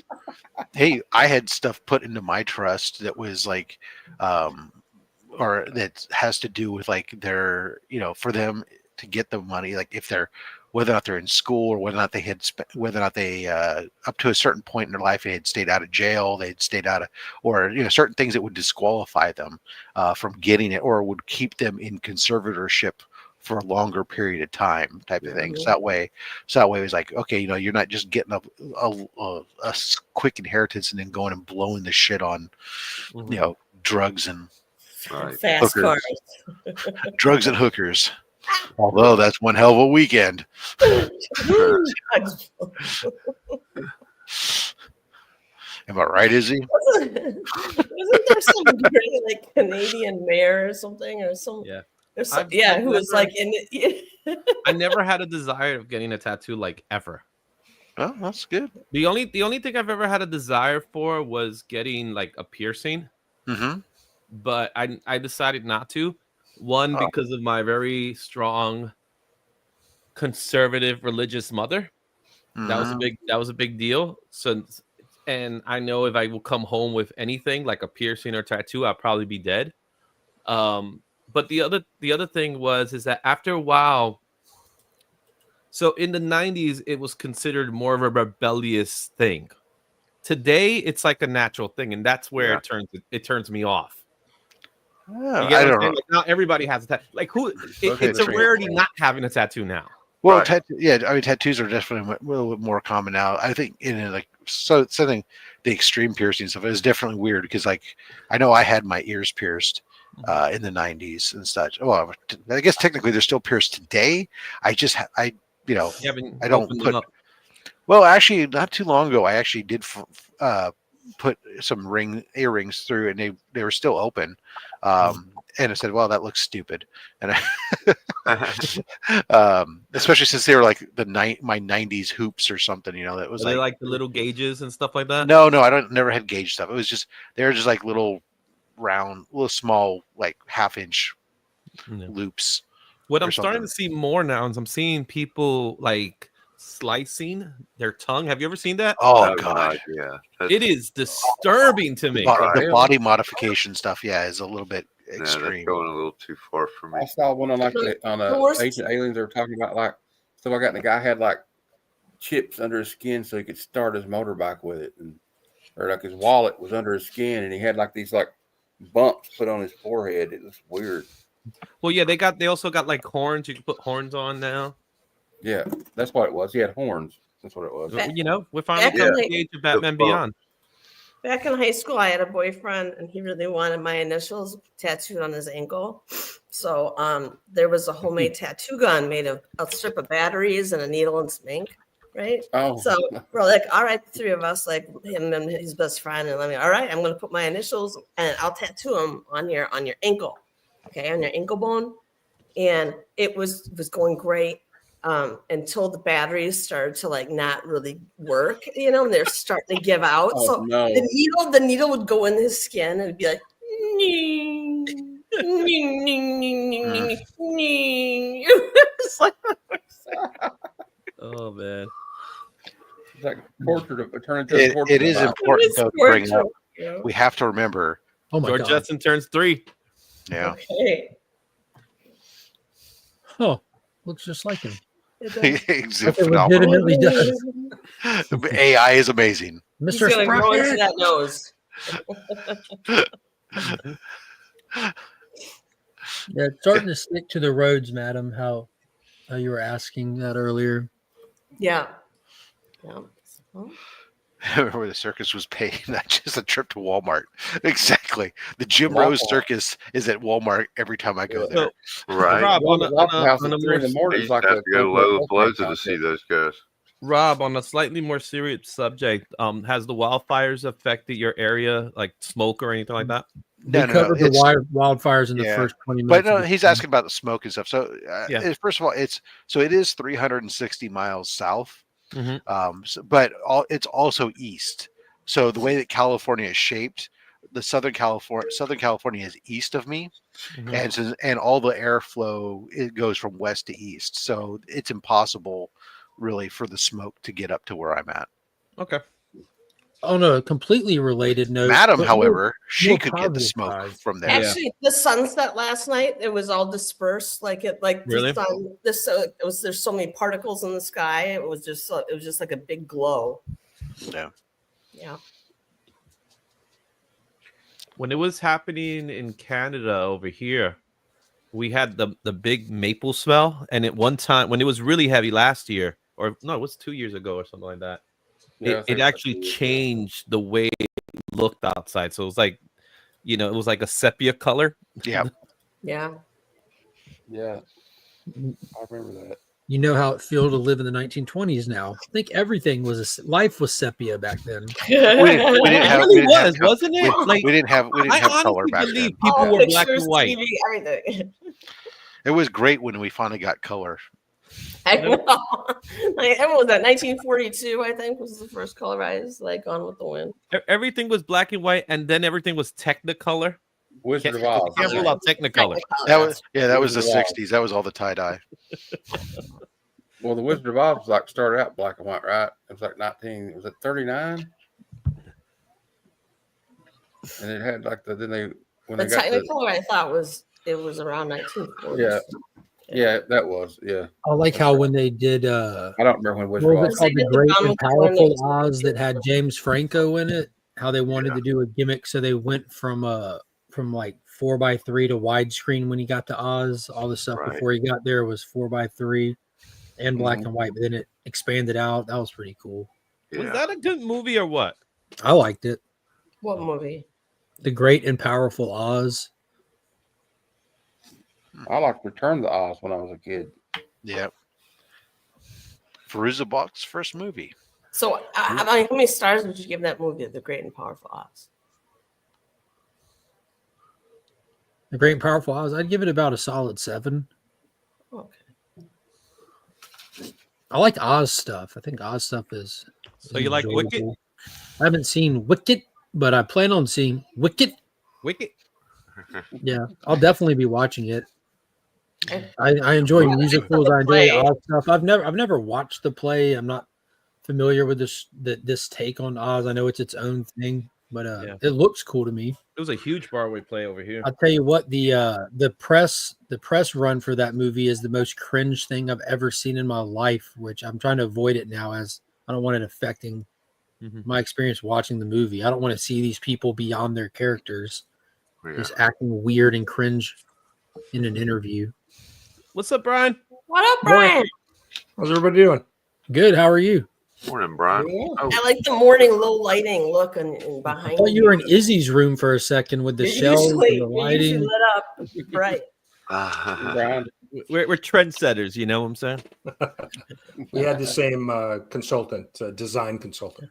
IKEA. Y'all both hired IKEA. Yeah. Hey, so has a lot of other people. Yeah, really. IKEA and Amazon. Do I have anything from IKEA here? I don't know. Me and Brian have So not what's- been. Brian, what's what the are you up cool to like today, you are, Brian? I'm working on some channel stuff, some video stuff today. Yeah, I'm working from home and doing some stuff around here. Waiting for the big snowstorm we're going to get here in South Carolina.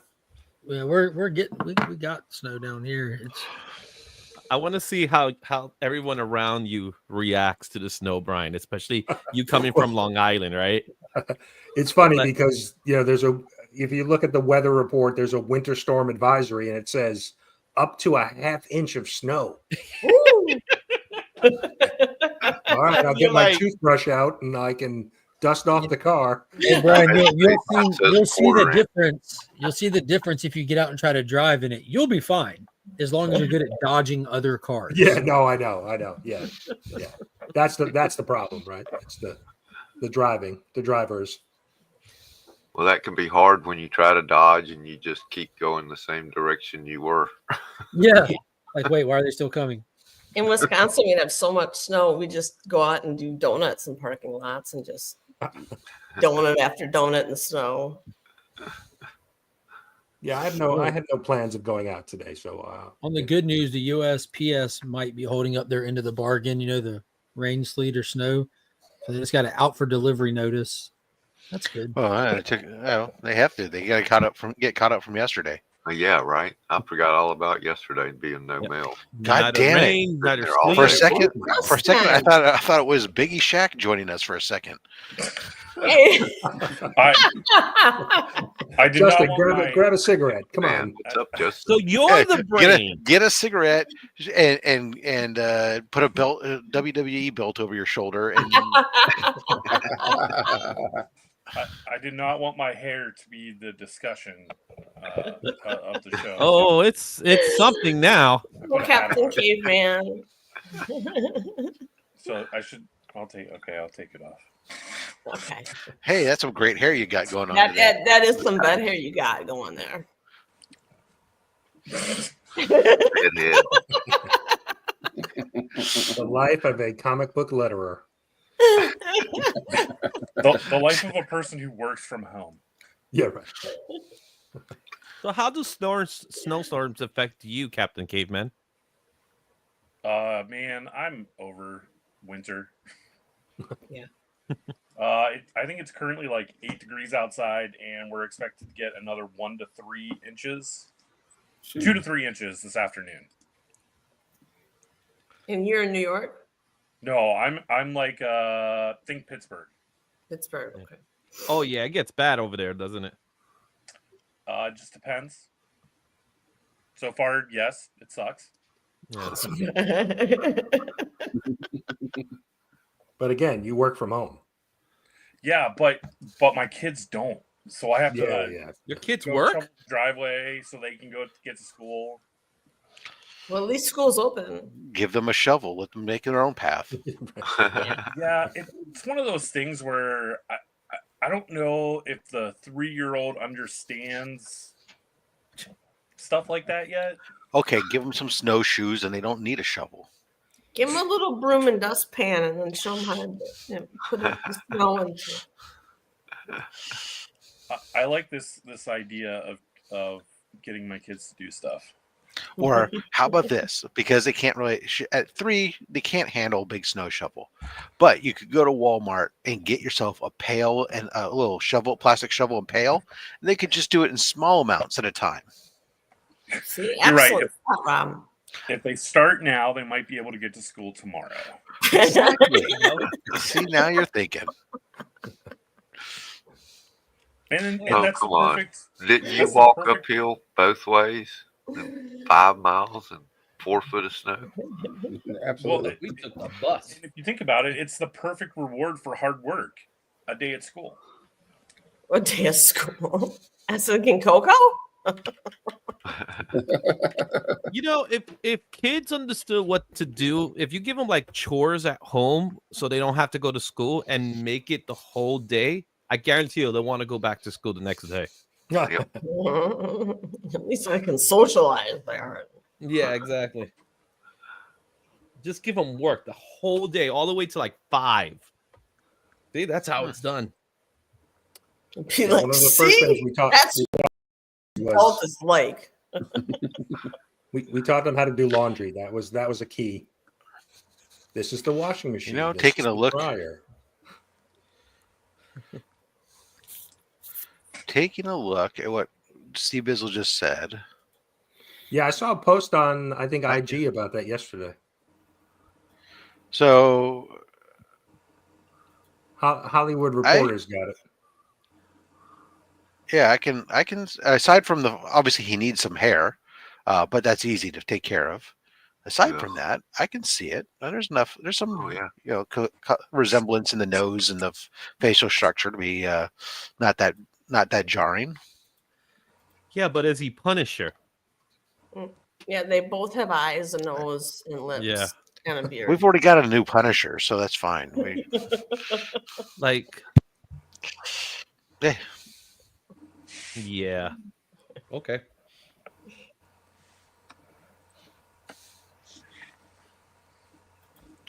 Oh, how about that? Yeah, Justin, here's a great idea. Instead of having to have the kids shovel or anything, you know how they have those Power Wheels? They have like a Power Wheel snowmobile. You can What if I just tied the dog to a sled? There you go. Yeah. Even better. Now you're really thinking. Take the wheels off the wagon and then hitch it to the dog and get those kids to start mushing. Or I remember putting our family dog on a leash on the wagon on concrete and fucking just biting it. Oh, my youngest when they were a wee lass, their best friend had Newfoundland dogs, and so yeah, a couple Newfies, and so the dad had engineered harnesses and stuff to the wagon and to make them, since they're working dogs, and would make them go get the groceries, haul the groceries back from the place, all this other stuff. Well, then it would also take the kids around the block, have the dogs haul the kids around the block in the wagon. The one time the kid comes up, he parked in front of the house. His dad's standing out there, obviously with the dogs, but he gets out of the wagon, he comes to the door, knocks on the door, and asks if my youngest could come out and go with them. They were going to go get some ice cream, and he knocks on the door and asked if she could come out and go get ice cream. And I looked down at him and I was like, "Why, young master, so-and-so, what are your intentions towards my daughter?" Sitting down, he's got his wagon hitched down there, waiting to come and calling on this young lady, and I was like, and he looked at me like, "Huh?" How old was your daughter? Well, at this time, I think maybe 7 or 8. Yeah, it was hilarious. For you, She's probably serving for confusing for him. It was very confusing for him. Yeah. It was fine. Young Master Cole, what are your intentions? But it was hilarious because there's just like there's dogs hitched to the wagon sitting there at the end of the driveway. He's like, Can I take her out for some ice cream?" All right, phenomenal. Mark looks like he's ready to recite something. No. Okay. I saw the big book. I thought there was a speech. Yeah, it's fun going through these. Full circle here. You had the Aquaman, these DC Finest collections like kind of slow roll out. They did the launch of them, and then they timed the Aquaman one to release this week. With the issue number 1. And it's funny going through it because some stuff like him just pulling up on an octopus like that. Yeah, because of all the animals to ride, an octopus seems the most logical. Well, in his defense, Rob, there was actually, when you go through and read some of these, like the first thing he does when he hits the Silver Age. Oh my god! Oh my god! Really? The second thing he does is octopus like that. The second thing he does is teabag an octopus, as you just saw. But the first thing he did is he actually had like an endurance and wit tournament with some of the ocean life, like a whale, swordfish, octopus, to kind of, because he needed help kind of thing. And it was the octopus that kind of etched out ahead of the rest. So that's why he has Topo in the movies. Topo became a reoccurring character, and that's why he's riding an octopus right there. It's not as cool as a seahorse, but No. like it's better when the octopus is beside him. You know what I mean? Not when he's on it. I feel like he's Yeah. just throwing himself down. So Kinda, here's a it makes me question. wonder, where are the octopus's eyes? Like, are they faced up at Aquaman? Are they looking down at the ocean, or are they like on the They're side? they're actually blindfolded by both of Aquaman's. Never mind. So here's a question I It's have. it's In some, one for each eye. some tentacle Aquaman. In the 70s, if you were given the assignment to write or draw Aquaman, did you take it as a good thing or a bad thing? Today, I think people appreciate it a little more, but It was just a group of people working in factory almost. It's a job. You still had the bullpens back then. Creators You were know, stuck on Aquaman. yeah, you had bullpens, and they were still okay. Hey, you guys are doing this month, and Aquaman is a big deal because he had an animated series at one time. I mean, the creative team on it is like a top tier creative team. Ramona Franman, Nick Cardy, you know, like he had big names on it. Okay, so if you had to rate like characters, you know, like there's Superman, One. you know, Spider-Man, and how One. far down do you have to go to get to Aquaman before you're like, yeah, he's the coolest? No, he has No, his Aquaman's- diehard if you- fan if you- base. If you tier these characters, like are they A-listers? Like not necessarily by their popularity, but like by where do they stand in their universe? Like Spider-Man's an S tier character. Like you can have other people in his category, but there's no one really above him. You know, like he's wrestled with the big dogs. He's been in all the main events. He's the Batman of that universe when it comes to that kind of stuff. Like Batman, Superman, Wonder Woman. Those are all S tier characters. Aquaman, you can debate if he's like S tier, the next one down, and he's just underutilized kind of thing. But he's a huge player for Yeah, DC. so where in other comics they try to Oh, damn. devalue the superhero, like make them less powerful. Aquaman, as time progresses, has been getting more and more powerful. Yeah. I've noticed. Where everybody else is losing their powers, like Superman, they always had, make him not as strong. that's because they gave him too much. Yeah. Yeah, they got to take the story They somewhere. they started off at one point, and they kept adding and adding stuff, Yeah. and then they go, oh wait, we went too far.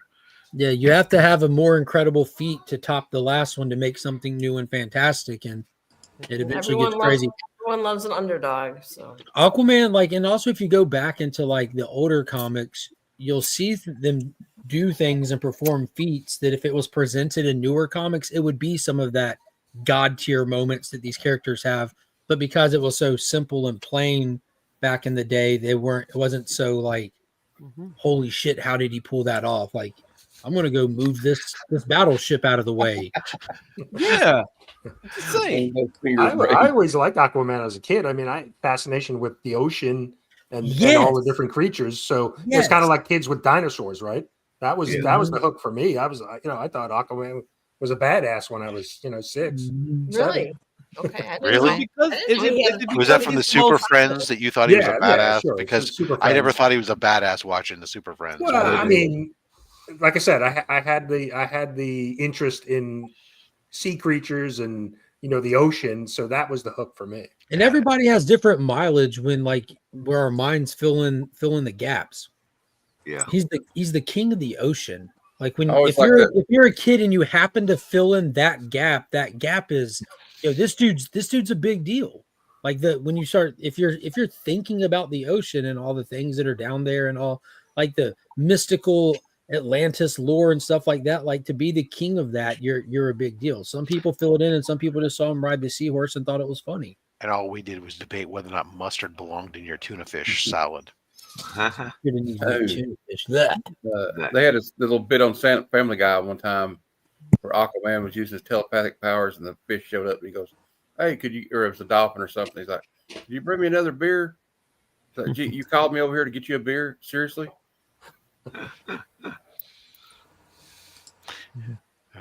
It's the reason why JB had kids.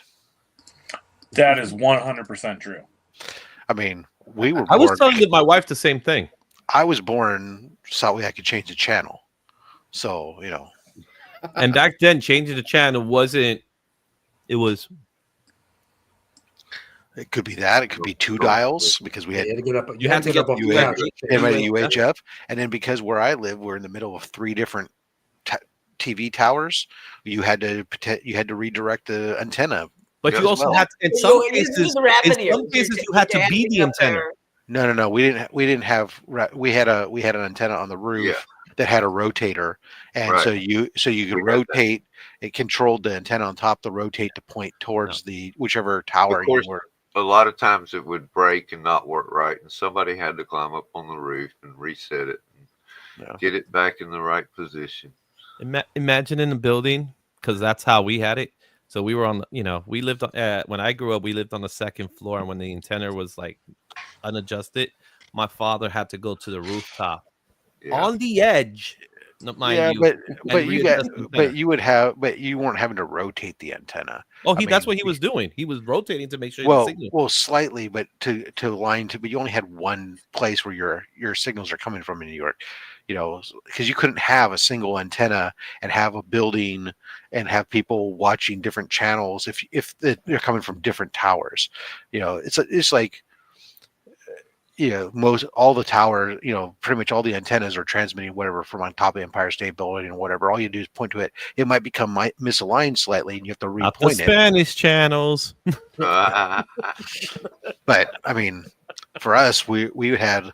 There's some stations that were based out of San Francisco, some based out of Oakland, and some based out of San Jose, and so you have to completely rotate the antenna in different directions depending upon which channel you're watching.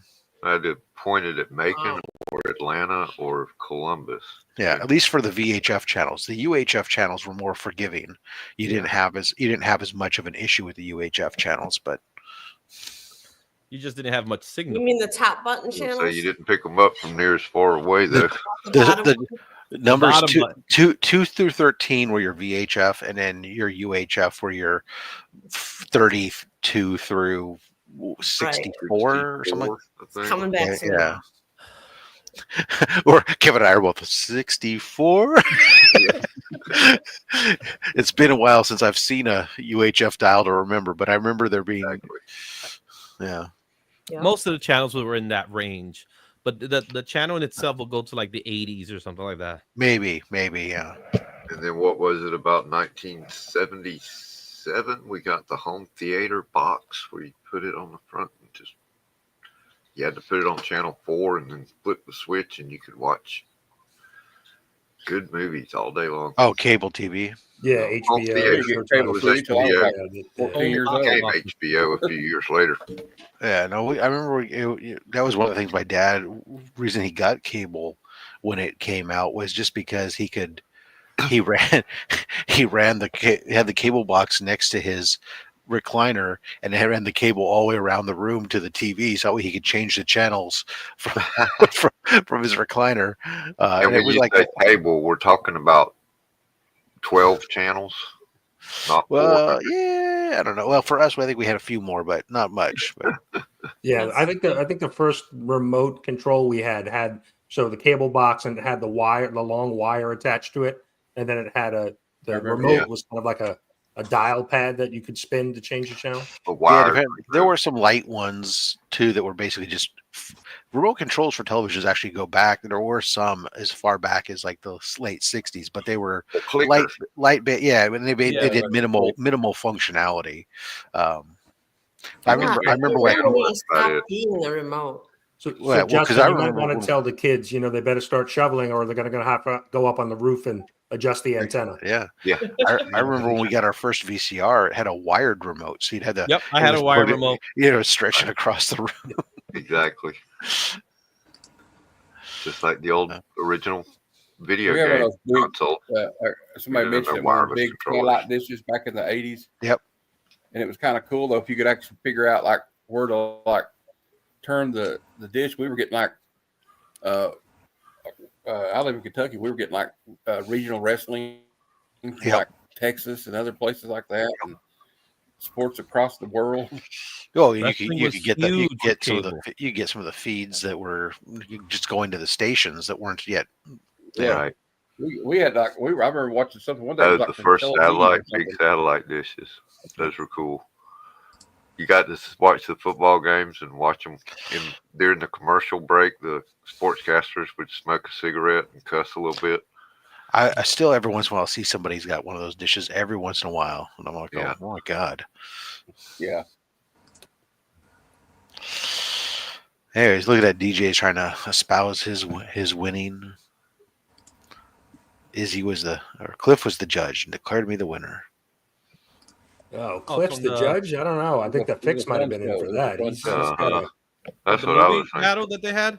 I've seen him hugging DJ often on Instagram, so the Fix might have been in. Oh, you mean Cliff hugging DJ? Yes, It was cradling him like a baby. It was a New York Fix, yeah. Yeah, I seen it in person. It's a bit uncomfortable sometimes when you see it. You know what I mean? Like you're just there, like, okay, this is, you know, Mrs. Lynx is there, like, all right, okay, yeah. That's cool, Scotty. Got to watch Star Trek Next Generation a week ahead of everybody. That was a big deal back then. Is that enough? Is that enough snow to shut you down? He's talking to you, Mark. Yeah, sorry. I don't think Mark may not be listening. Got it. Say it again. There's that a lot enough going on snow? in the house. Is that enough snow to shut the city down? Yeah, most definitely. Like Kyle just her restaurant said that we're still going to open. She made it. She decided to go try, and she made it out the neighborhood and slid across the road and turned around and came home.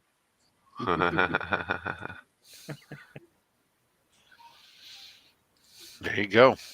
So I was just trying to tell people. I told her just tell the job that like I'm not letting you go out, and it's not a matter of it like.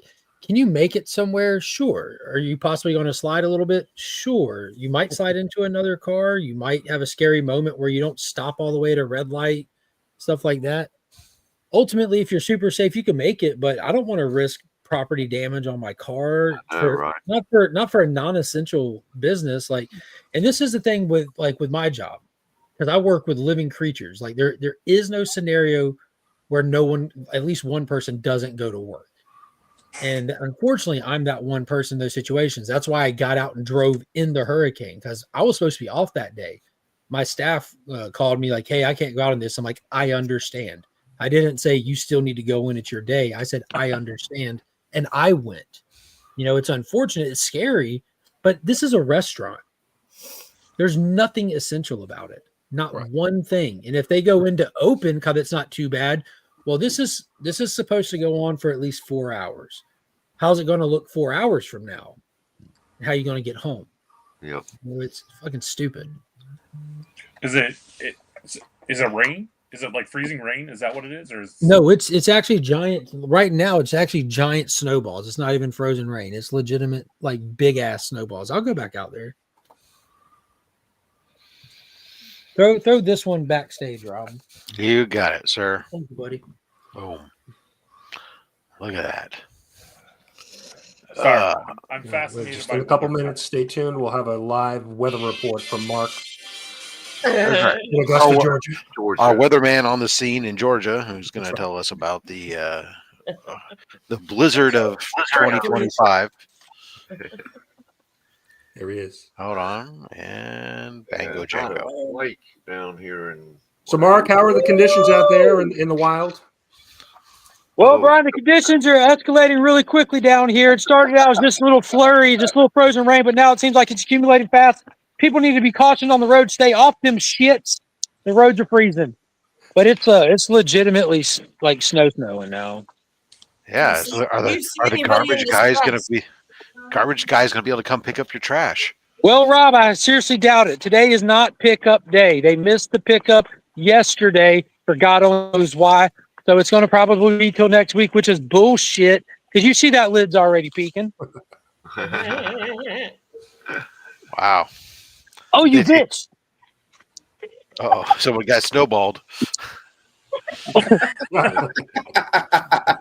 Oh, so your wife was snowballing. Friendly fire. Same team. Same team. Supposed to be the parents against the kids. Oh shit, that's Like cold. James Mark, and so you just take some snow and you stuff it down her pants, and then that's how. Oh, good call. This is going down your pants, babe.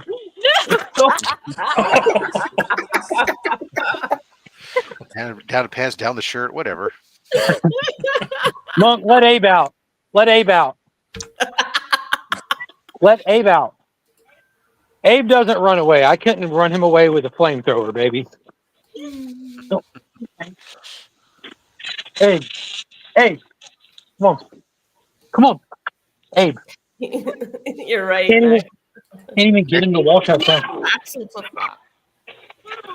Nick wants to know, Hey, bud.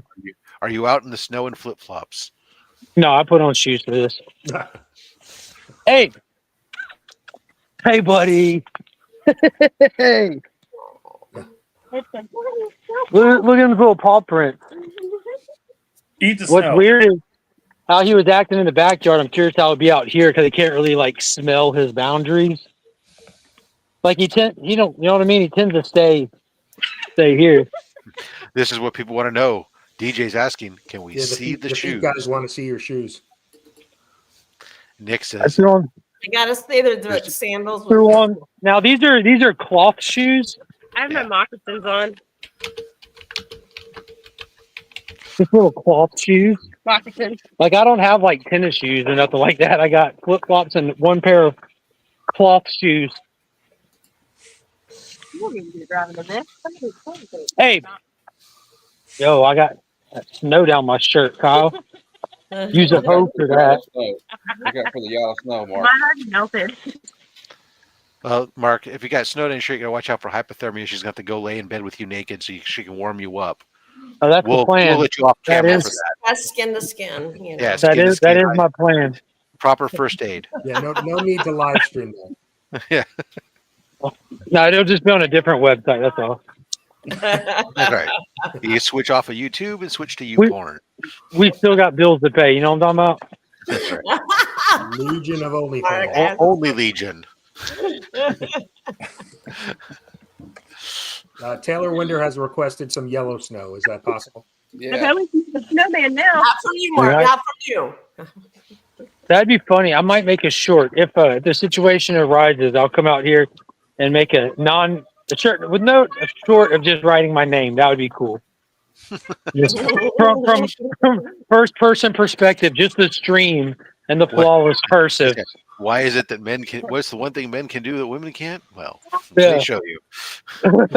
I'm walking off to go inside, and Abe comes running like, "Don't leave me! Come on, buddy." Get another. Then go out. Why were you standing here? Go out. I don't know.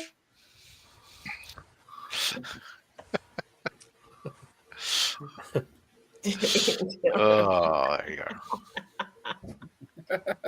But you can only lick the pole when it's warm, Taylor? Are you sure? Oh. Oops. Where are we at?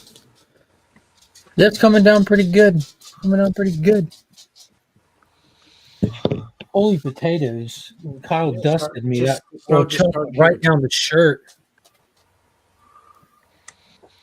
So that's She ain't playing. that's where it counts. You got to get it under the clothes. Then you know you're not playing around. You're covered in snow. Yeah. Well, hello. The glitter is even more glittery. Mm-hmm.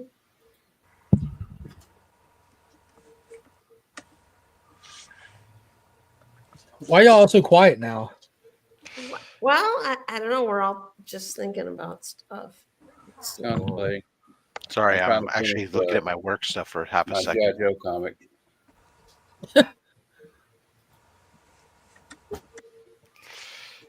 What did they schedule As a this blue-blooded northerner, all these snow streams and vids are adorable. January 14th. That may be true, but this is life changing here. I tried to drive to work; it was sketchy at best. Yeah, I told him when you're coming back that you slid and said, nah, not for me. I did it twice. I got to the stop sign, like when you go out and then you make the left. And Sure, you go sure. to The windy part, like Stop you go sign. to the Mexican restaurant. Yeah. When I went to stop at that stop sign, I skidded And then when I pulled It's a out, snowball I fight. slid just a little. Mommy, I'm ready for snowball fight. You gotta put your jacket on. And then when I went to make that right turn into the neighborhood, Is that the actual sound it made? Yeah. Can you make it again? Making sure.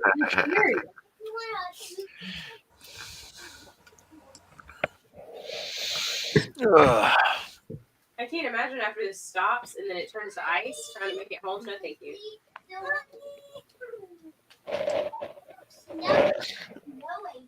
Ooh. Let's think about what I want to eat for breakfast. I think it's coffee refill time. It's a little lull. Yeah, like the energy's low in here. Sorry. What's up, Sicko? I get the defense that Any it's more only coffee? 6:20 in the morning, and I've been up for 2 hours. What is the? Do you go to bed early, Rob, or you just don't sleep much, like Mark? I don't sleep much. I try to go to bed early. Last night, I physically went to bed to the bed. It was like 12:30 in the morning, so it wasn't very much. But I had sat down to watch Wednesday's AEW last night, so I did nap for about 2 hours.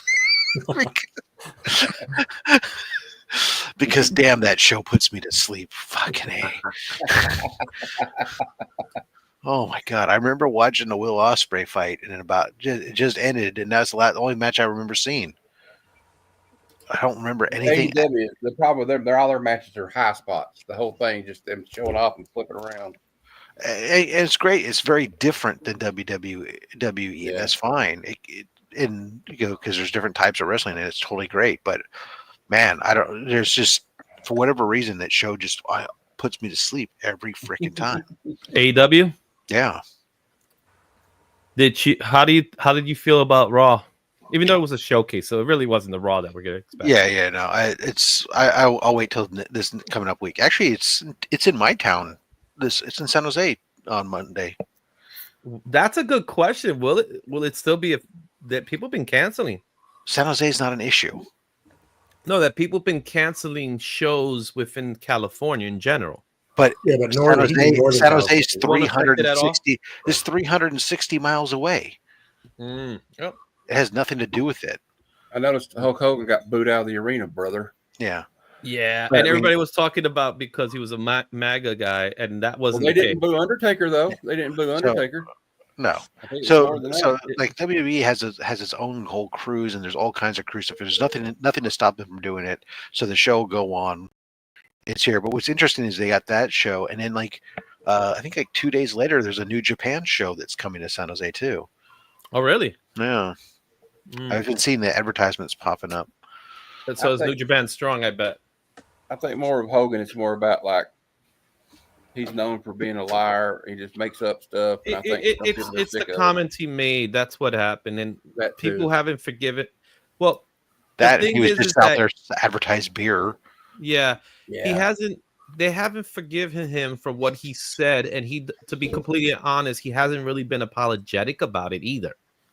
So he hasn't made. He tried to make amends, but that more like corporate moves rather than actually him making amends. Yep, there you go. Well, he DJ also said it. makes The a lot of- racist tapes. He So also that's what makes it a is lot of with wild him. claims like he was want to be the bass player for Metallica. Yeah. You know, crazy shit like that. I think people are just sick of that. Because Taker, he had the Donald on his podcast, and he still got cheered when he came out. But honestly, I don't think it was that. It was what DJ is saying. The tapes. And Taker's spot was weird, a little bit weird, Yeah, out of it was place. kinda I mean, awkward. just you come out, you rode a bicycle around, whatever. Okay, great, you acknowledge her. At that point, though, I was just waiting for her to hop on the back of the Well, that's motorcycle. the and part ride that off. didn't make any sense, right? Yeah, it's like that was like the natural conclusion of that segment was her then hopping on and then them riding out the rest of the way. But His placement was obviously he was put there so that the Netflix crowd could say, "Oh, look, someone we know," just like Right. Hogan. "Oh, look, someone we know." So there was a lot of that going on. I will admit the matches were good, but they all ended with faces winning, which was weird. I honestly thought Jay was going to lose that match, and he should have lost that match. Mhm. You know what I mean? Instead of Drew losing. Yeah, it was very unbalanced. But I mean, at the end of the day, well, it was the same thing. Like I actually thought that the tribal combat match, I thought The Rock was going to come out and screw both of them. Yeah, and I then, did too. That was even more awkward. He could have come out before, and I would have had him. Of course, this assumes that he would wrestle at WrestleMania. You'd have him, obviously, right? But you would have had him like screw both of them, take the Ula Fala himself, and then walk away. And then now you set up something at WrestleMania, potentially even a 3-way between them. And that would be a freaking. Yeah, but the only reason to have a 3-way is for Solo to get pinned. Like that's the only reason I could see Solo being in that match. Solo takes the fall. Yeah, makes sense. But I think The Rock, he's going to be busy doing other things. He's doing Moana 2. No, Moana 1, the live action now. And that's kind of what's caused it from happening. But I think they just don't need it. With I think it's more importantly that the fact that with this story that they've done, that Roman getting his face turned out of it, that they don't need him to. And facing The Rock does not. It doesn't. You don't need him to Rock to put him over. He's already over. Oh yeah. What should have happened?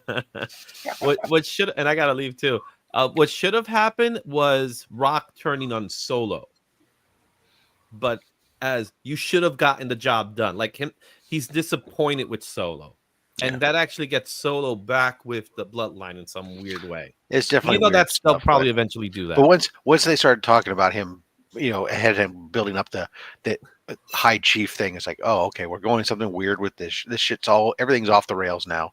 Yeah, the Rock being The Rock, Dwayne being Dwayne. That's all that was. That's him saying, yeah, I'm out. This story's not happening anymore. And acknowledging, giving a hug to Cody, even though he threw in the mama line. But yeah, when he hugged him, that was just awkward. Like, he buried, in my opinion, he crap out of the guy. He pretty much buried Cody, and I can't believe they let him come out there and just bury their top guy like that. It was cringe, that whole Rock. Anything that had the Rock in it was weird. So, but we get next week Penta baby, and he's got the belt. They changed the whole that whole lineup was changed because it was supposed to be Ray and Mystery's tag team partner. It was supposed to be that against the New Day, and Rhea and Liv was supposed to be a no woman standing match. Last woman standing match, yeah. And they niched it, which I was like, why are they doing this? It's because The Rock and Cena went over. Let's see. So Raider Nation says, I heard that there was bashing at NXT. Not sure. I saw the video there actually on YouTube. I saw the whole Rock segment at NXT. He didn't necessarily bash Cody, but he did kind of. He mentions Cody, and he kind of talks about how the people gave him shit because he was, oh, you're picking on Cody, you're picking on, lit up the stuff, and then he gives him some, recognizes him for what he's done, and then, oh, you can't be nice to Cody, and so he kind of went more off on the fans, especially the internet fans, who didn't like the fact that he was first mean to Cody and then later on was nice to Cody, and you can't please them. It was more of who he went off on. Wait, why is the Rock still carrying around that belt that they had made for him, that he made Muhammad Ali? Basically, let's admit it, he made Muhammad Ali's wife hand it to him. Exactly. He's still carrying it around like it means something. So that kind of, I don't know what the Robert, are you insinuating that wrestling fans are fickle? I'm hold on. I'm not insinuating that wrestling fans are fickle. I'm insinuating that fans are fickle. Exactly. All of them. It doesn't matter whether it's sports entertainment or actual sports. It's they're fickle, baby. Yeah. Especially just ask Daniel Bryan. Especially internet fans, as opposed to fans of the internet. All right, I gotta hop off for a second. I'll see you in a minute. DJ is a glorified statue reviewer. Yeah, that's in response to his glorified yeah. comment. Yeah, I got it. We all know this about him. Yeah. And I'm headed for breakfast, and I'm going to see if there's a flake or two drifted down here from Augusta. We got nothing. You're in Warner Robins, right? Rain. Kev, you're in Warner Robins, right? Yeah. Yeah. So you ain't too far. My daughter, my oldest, Monkey obviously is my daughter, but my oldest, she's 17. She just called me. She's in North Augusta. So she's about, like 15, 20-minute drive up the street. And they don't have it like this over there. It's weird. Yeah. It's weird how it's like when the storms came through before, an hour south of us was when you guys got it so bad, they got it bad. Mm-hmm. You guys got it bad. Right here, we didn't even have a thunderstorm. Dude, you're lucky as hell. Adam, you got it bad? It was weird. And Brett, I feel like I brag every day about my weather, so I was going to try to refrain today from that. But all right, guys. Well, I'll see you guys later. I right, might bud. make it back if you're still on in a little while. Yeah, I don't think there's much going on today. Might be here. All right. Y'all have a good one. You too, bud. If I get some mail today, I might do a stream here in a little bit. Yeah, I might be getting some mail as well. If they show up, I got a stack of copies of Turok 1s coming in today. Every now and then I think to check eBay for when people buy collections and stuff will bundle up a lot of Turoks together and sell them for $1. I'll pull the trigger on those here and there because that's part of my goals for this year is to significantly increase the Turok 1s. You really need that many more? You got how many you got already? 60 something copies. I guess you can't have enough though. Never. Yeah. how many copies do you need? Well, it's one of those. Good point. It's one of those things. I don't need a single copy of it, but I'm attempting to see how many copies I can get of it. Well, what's the stopping point? What's the print run, Matt? They did 1 million of them or something. Gazillion, maybe? I don't know. Was it? No, realistically, there's probably close to 800,000 copies of it printed. I'll Google it. But I'm not trying to get 800,000 copies of it. I don't. He just wants 51% of them. I know. I'm wondering where the stopping point is. By the end of this year, I would like to have a full long box of them. That would be great. A full long box. Okay, so how many are in a long box? Yeah, 300. 150? Yep. 300. 300? Yeah, granted, like a lot of them I get for free. 300 of the same comic book, and then what are you going to do? Sell them? It sold over 1 million copies, but I imagine there was probably even more printed. Yeah, and not all of them have made it this far. Yeah. But I don't know. It's just a personal fun little hunt because they're inexpensive and you just get a couple like here and there. It's just fun because I'm not hunting any big books, like it costs a lot of money. It's fun to have something to hunt. Have we checked with your mom? Especially when they're ridiculously affordable and fun like that. I like the Jurassic Park one you have. Okay. How many? I gotta go. How many copies of Turok 1 is too many copies of Turok? Yes, I want to know the answer to that. She just started quoting The Greatest Showman and singing "Never Enough." Okay, is that her actual answer? That's her actual answer. She said "Never enough." It's just fun. It's just something neat. You need fire? Bye, guys. Have a great weekend. Bye. If you will give me fire, give me that which I desire. Dan said he wants a 9.8. Can't just buy one in a 9.8. I've got slab copy of the regular and the gold foil variant. I enjoyed the N64 Turok game back in the day. Yeah, I've got all 4 of them. That's part of the reason why I like that game for my childhood a lot. And then my dad's first book that got him into comics was a Turok book. And for my birthday a couple of years ago, he had went and got his first comic graded and gave it to me as a gift. Oh, cool. I think you would need all of them, Mike. You would literally need all of them. But yeah, there's no like delusion of value to it. It's just something fun to do. Some people collect Darkhawk ones because it's fun. Some people, X Force is another good one. Jim Lee's X-Men one they pick up whenever they see it. Mm-hmm. Death of Superman. I grab it every time I see it in the dollar bin. I don't know why. What's that? The Death of Superman. Yeah. Because like Turok #1, it'll never be worth anything. I don't know. I know, but I mean, I pick it up every time I see it for some reason. I don't know why. I wonder what the percentage that are actually out of the poly bag are. I don't know. But the third print is actually more valuable than a lot of the others on the Superman 75. Only because people go like, oh, there's less of them. Yeah, I know, but still. Third print.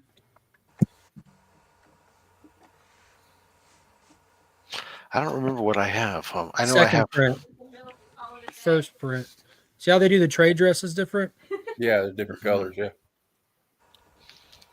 Now you're gonna make me go look up what was my. I got one somewhere. I got a bunch of them. I got like 5 of them somewhere. Well, I have. There's like a raw one, but I think I have a.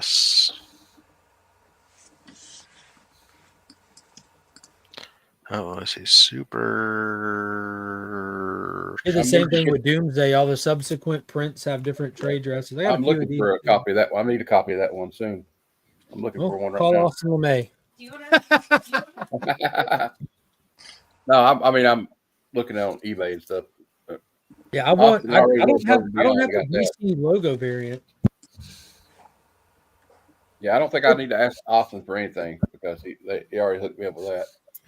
Oh, I guess I only have. I thought I had a graded one, but I don't. You don't yet. This is true. All I have is one in the PC. All I have is one in the poly bag and one of the special edition or whatever. But after watching your video and seeing you show off the ASM 60, it's making me kind of want to maybe pick up a few that I'm missing for myself, but I'm fighting the urge. Some of them are, like I said, remarkably inexpensive. That one was a complete accident. I was trying to pick up ASM 51. Fucking, I hate the way eBay changed their shit. And more importantly, it's like when you're doing it on your phone, sometimes you just like, oh shit, there you go. That's a great price. I like that. Let's do it. And then you realize after the fact, oh shit, that's not what I meant. Oh, good morning, says Flash Ray. Good morning, Legion. Hope everyone is doing great. I have shared it on IG, but came to my found out we're having a boy. Oh, congratulations!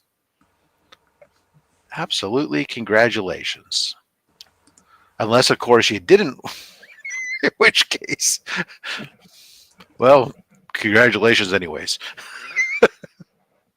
Just alter the level of enthusiasm, or the tone, inflection and tone on the. He goes for congratulations to. Well, congratulations. I just seen T-Dub's message. You send it to him yet?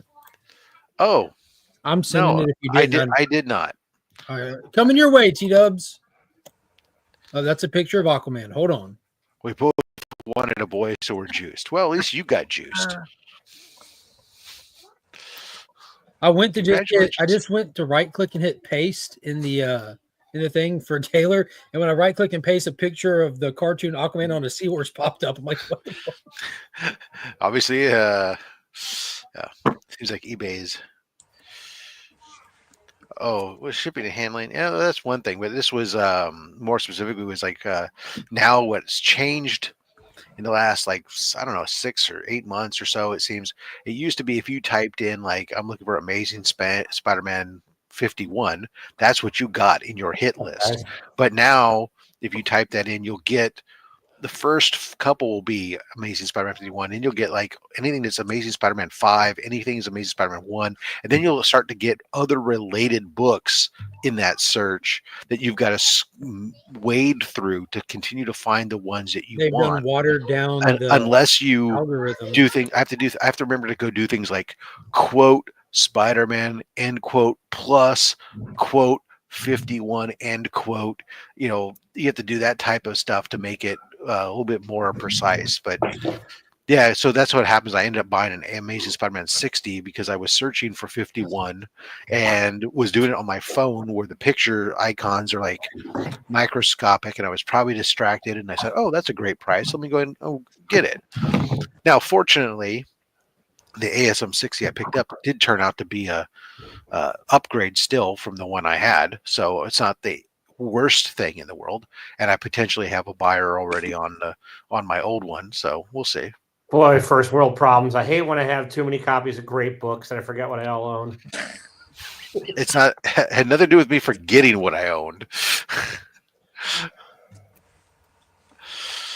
Welcome to the Friday morning, Taylor. Hey, does anyone have Psychotron on IG? They can shoot him a link. I'll look. I think I do. I'm not. Yeah, shoot, I don't know who that is. I know. He was asking for a place to hang. Yeah, I'll look at it. I'm gonna look. See, I think I'm following him. I'm not sure. Well, if I'm not, I'll start following. Yeah, see if you can find him. I just did like a quick search in my my messenger. It didn't pull him right up.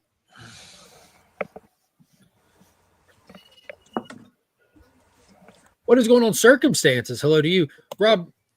You're young enough to remember. Same for you, T-Dubs. Actually, all of us are, and we forget real easily. But you remember, like earlier Google, how back in the day, like you would search on Google, and it's literally an infinite list of stuff, and it would take you a while to find like the article that you were thinking of in your head that you had read a few days ago, because there's so much content on the internet.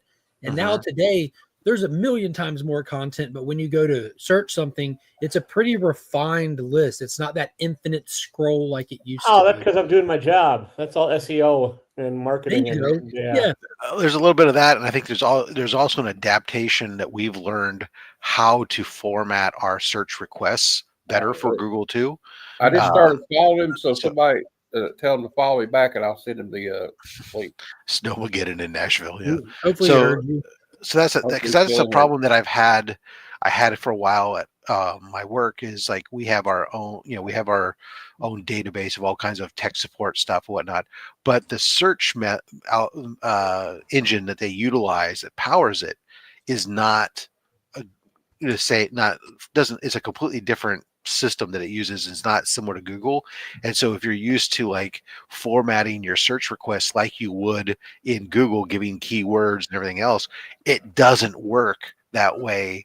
Google's also spent billions on optimizing searching and like the algorithms and AI and like so and it's crazy how like like the wild west of the internet, people used to put like they would put crazy stuff, just like hide a single word on their website or something just to get it, because you would get completely non-associated stuff on searches too. Sure. Like, yeah. You'd like, I'm trying to search the ball schedule for the Atlanta Braves. Next thing you know, like there's a website trying to sell you bazookas. You're like, what is that? this? That was the wild west of it all, when you could get away with a lot of the hacker. And it was wild, dude. And nowadays, what's great is, when I'm looking for something that's really specific information, a lot of times, instead of doing generic Google search now, I have Gemini bookmarked on my browser, and I'll use their AI bot specifically and then you can give it a more normal question, but it'll really drill down and get you better, usually more interesting. Did they fix Gemini's from last year where they had that Gemini debacle? Which debacle? When it went with AI generation? Yeah, how they it still doesn't allow you, from an image generation standpoint, it still not allowed to generate images with humans. Okay, they haven't fixed that aspect, because there's a bunch of bad actors. There are people trying to prove a point kind of thing that went into the image generator and just searched they're like Germany 1940s, and it was a bunch of minority people in Nazi outfits. I'm like, oh my god. Yeah, I don't use it for image generation, so I don't give a crap. I just use it for finding specific information and not having to have it feed me a website that then I have to go look. Instead of go extract the information specifically that I'm looking for from the internet and give it and feed it to me, and it'll state the sources, and I can go then expand down to those sources if the information meets what I want, or I can continue to refine from that. Oh no, that's not what I'm looking at. I want focus on this element, and it'll go get me that information and stuff.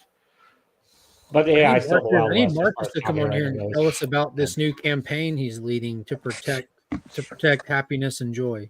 Yeah, I mean, I've been using it this week, this whole month. We've been using the ABCs of comics for the Comic Book Fiend Club, and when I fill out my description, at the bottom, I usually, for whatever character I'm choosing, I have a short origin about that backstory, and each time I just go into Gemini, I'll go provide a 2 to 3 sentence origin of this character, and then take that and go from there. So that way I can, have that real quick and easy without having to get too wordy. Lady F turned me on to it. It was amazing. Thank you for that. Good job, Caroline. Yeah, anytime. How's the snow situation where you're at? Dude, it's fucking coming down. I'll send like a video of this. Is it exciting? Huh? Is it exciting? I love it. So I am one who always gets excited about a good snow.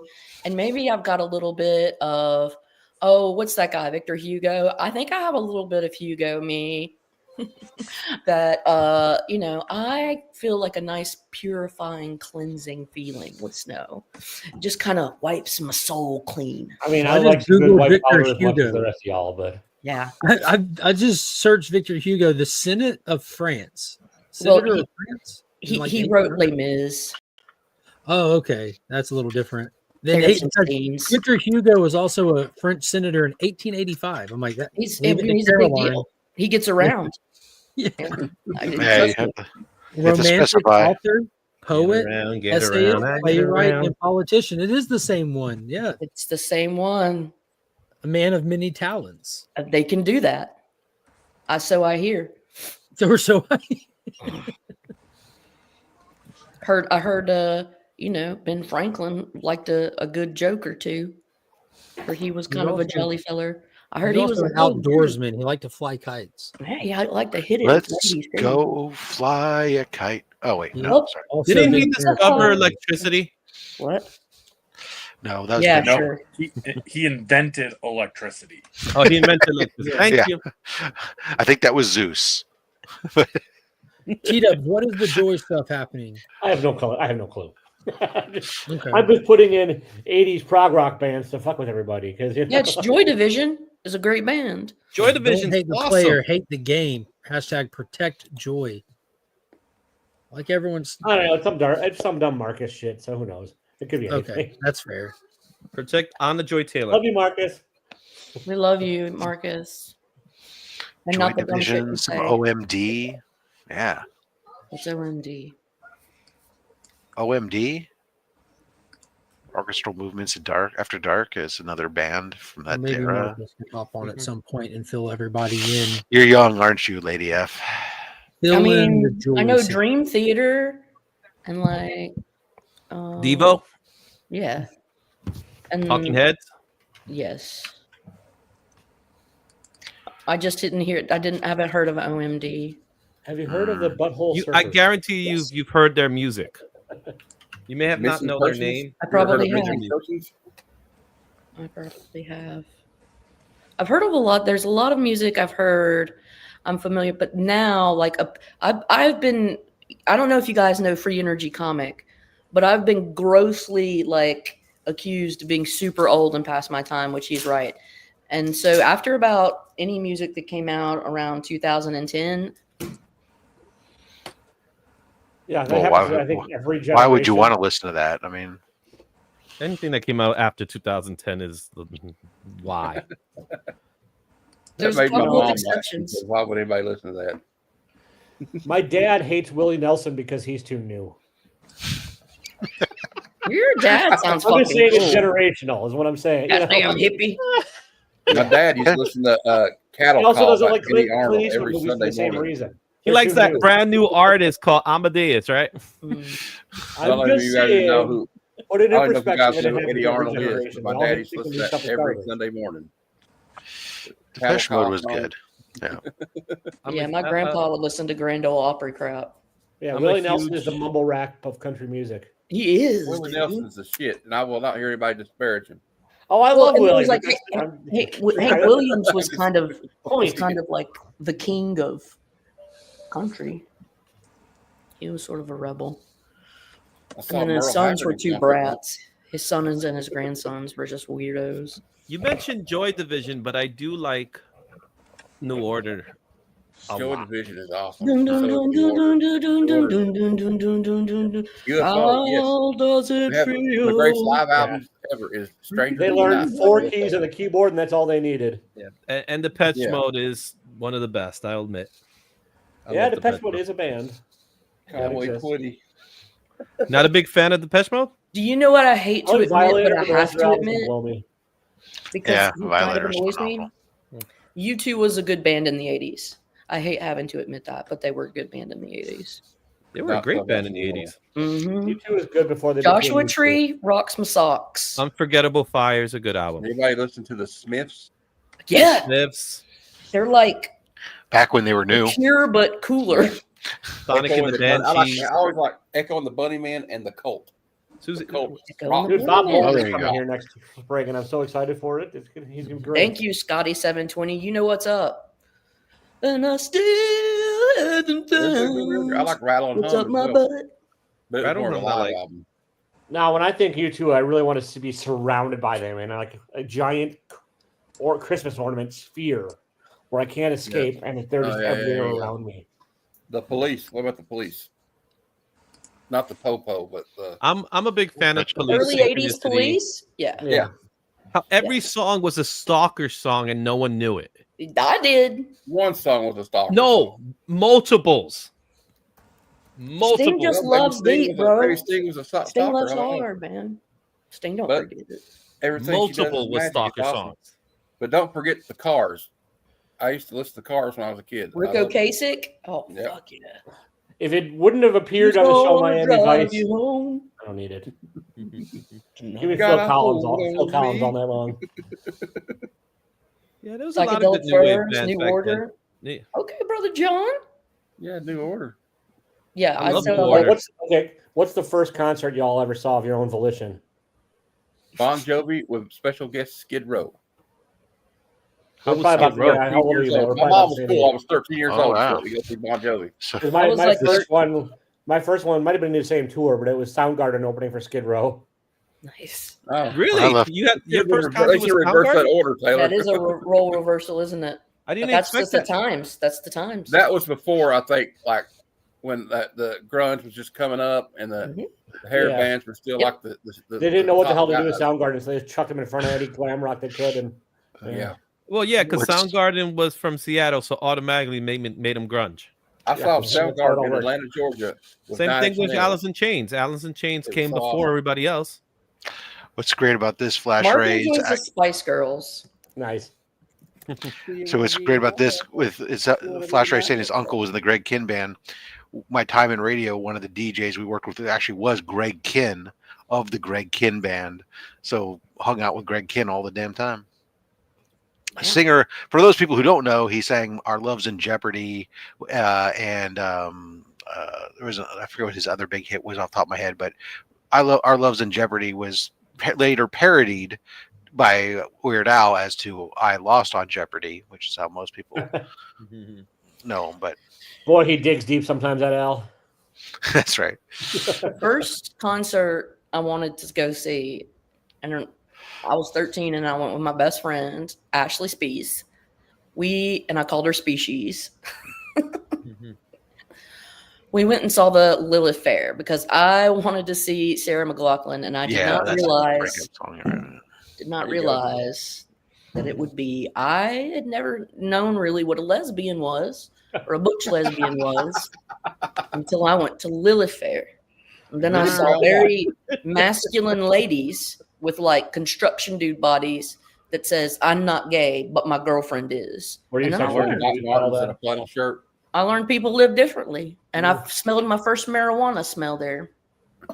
There's a lot of new experiences for me to learn. My first concert that I went to that wasn't with my parents type thing was a Lollapalooza, I think. I don't remember which one. I just remember that you and I are almost very close to the same age. I just remember that Arrested Development was there, and people were that's awesome. Were moshing to Arrested Development, which was pretty weird. But other than that, try to go to a dance club, and the next song that's playing is "Smells Like Teen Spirit," and you see people dancing like this. Yeah, no. That's Otherwise, weird. before that, I'd gone to see stuff like the Kingston Trio. Now, there you go. They're hard, aren't they? So I was at that same Lala in Milwaukee, but that was 93's Lollapalooza. That sounds about right. Yeah, there was Alice in Chains and Primus and Dinosaur Jr. and Fishbone. Yep. Oh, Dinosaur Jr. Yeah. I like them a lot. I think we were there. We were there. Mary and I went together. We went there to go see Primus because she's Primus is her favorite band of all time. Actually, I don't know if that's true.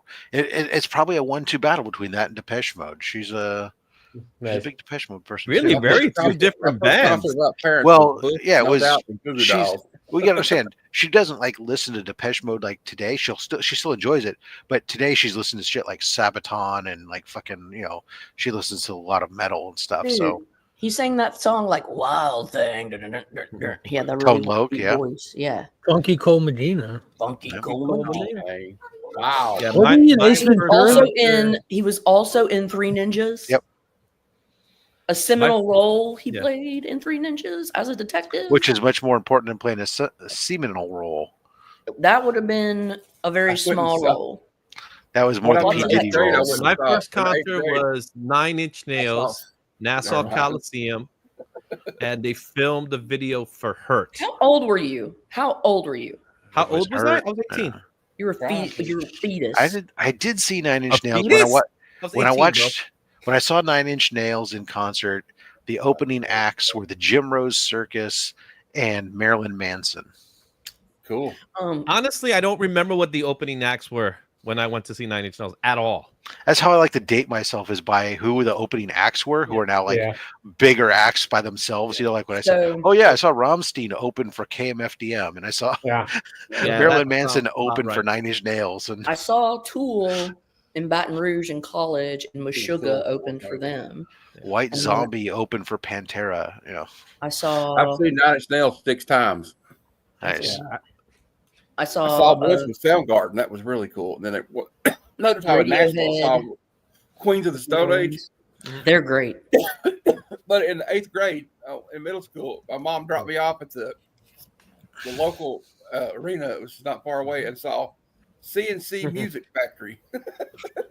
Now we're talking. You saw it at the Greek Theater. That's great. I think the only concert I watched at the Greek Theater was we saw Boingo. So that was after they kind of split up, and it was Danny Elfman leading part of the group, and they dropped the Oingo. It was just Boingo when they were doing. When they got the shirt and stopped writing Lincoln Little Girls. They did their "I Am the Walrus" shit and stuff. But watching them at the Greek Theater at Berkeley, that was pretty cool. I saw 9 Inch Nails once in Milwaukee, and Jesus and Mary Chain and My Life the Thrill Kill Cult open for them. My Life with the Thrill Kill Cult, one of my favorite bands. Yeah, great. Yeah, especially my favorite album is Hit and Run Holiday, with a mixture of jazz fusion in with the industrial. Yeah, fucking so great. I saw the Trans-Siberian Orchestra. That was reminds me of the Crow soundtrack, Rob. Well, they're on there. Yeah, they have a very much more guitar-driven song in there, and it's a great song, After the Flesh. But Hit and Run Holiday's got lots of brass horns and stuff throughout it, mixed in with the electronica, which is just that type of fusion is just really kind of interesting. It's more. I saw them. My Life with Thrill Kill Cut. I saw them with Front 242. Yeah, very industrial heavy concert. Yeah, well, Front 242. Old enough to remember KLF? I saw. Oh, yeah. My Left Foot Cult, where I saw them, I think they were playing with. Oh God, damn!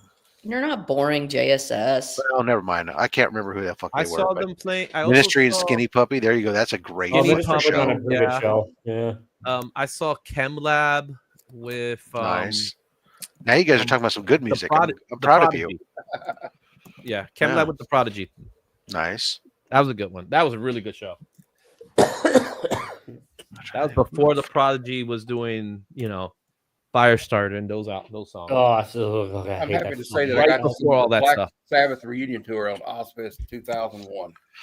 On a slightly related note, I just heard that the other day that Lords of Acid is coming back with a new lead Really? singer.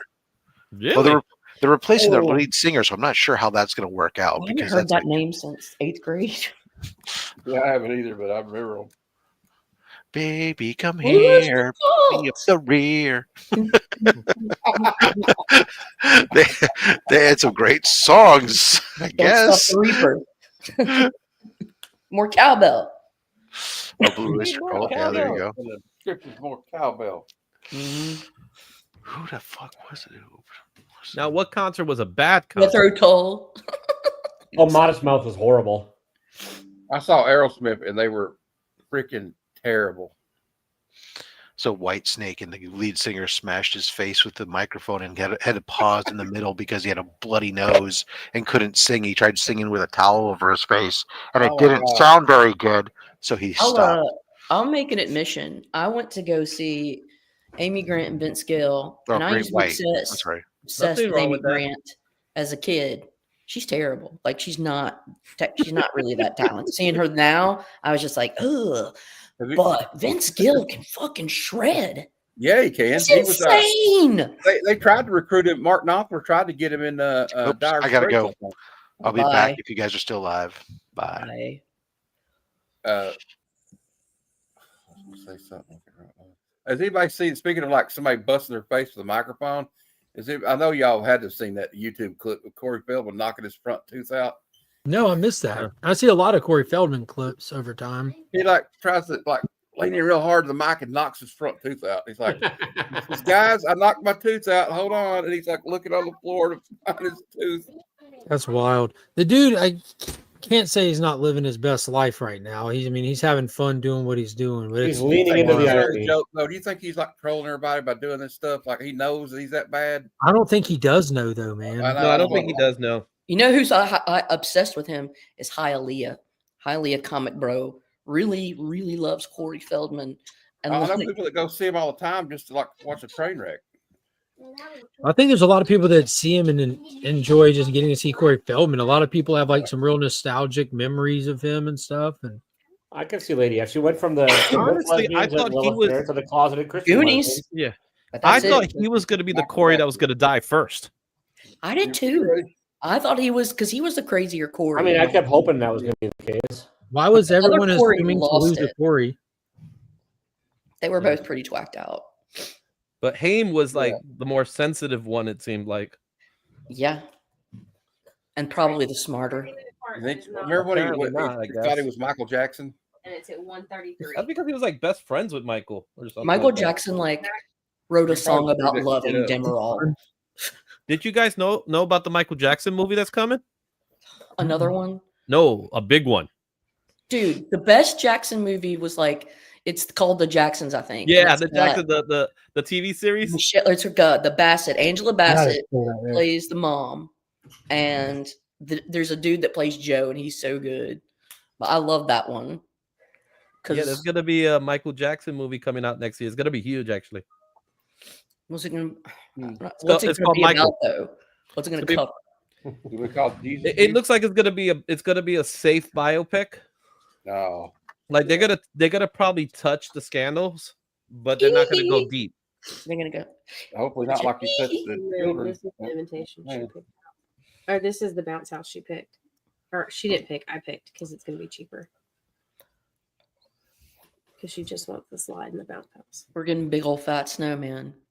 Getting big old fat snow. How much are y'all supposed to get in Georgia? 2 to 4? They said like up to half an inch. But it's already past that. I don't know. I don't know. It's kind of switched to sleet right now. Yeah, it was like snowing, like legit nice and good. Now it's switched to sleet. Y'all might see it was showing on the radar that like the Atlanta area and the Georgia area, y'all might get more ice later on. That's what they're scared of.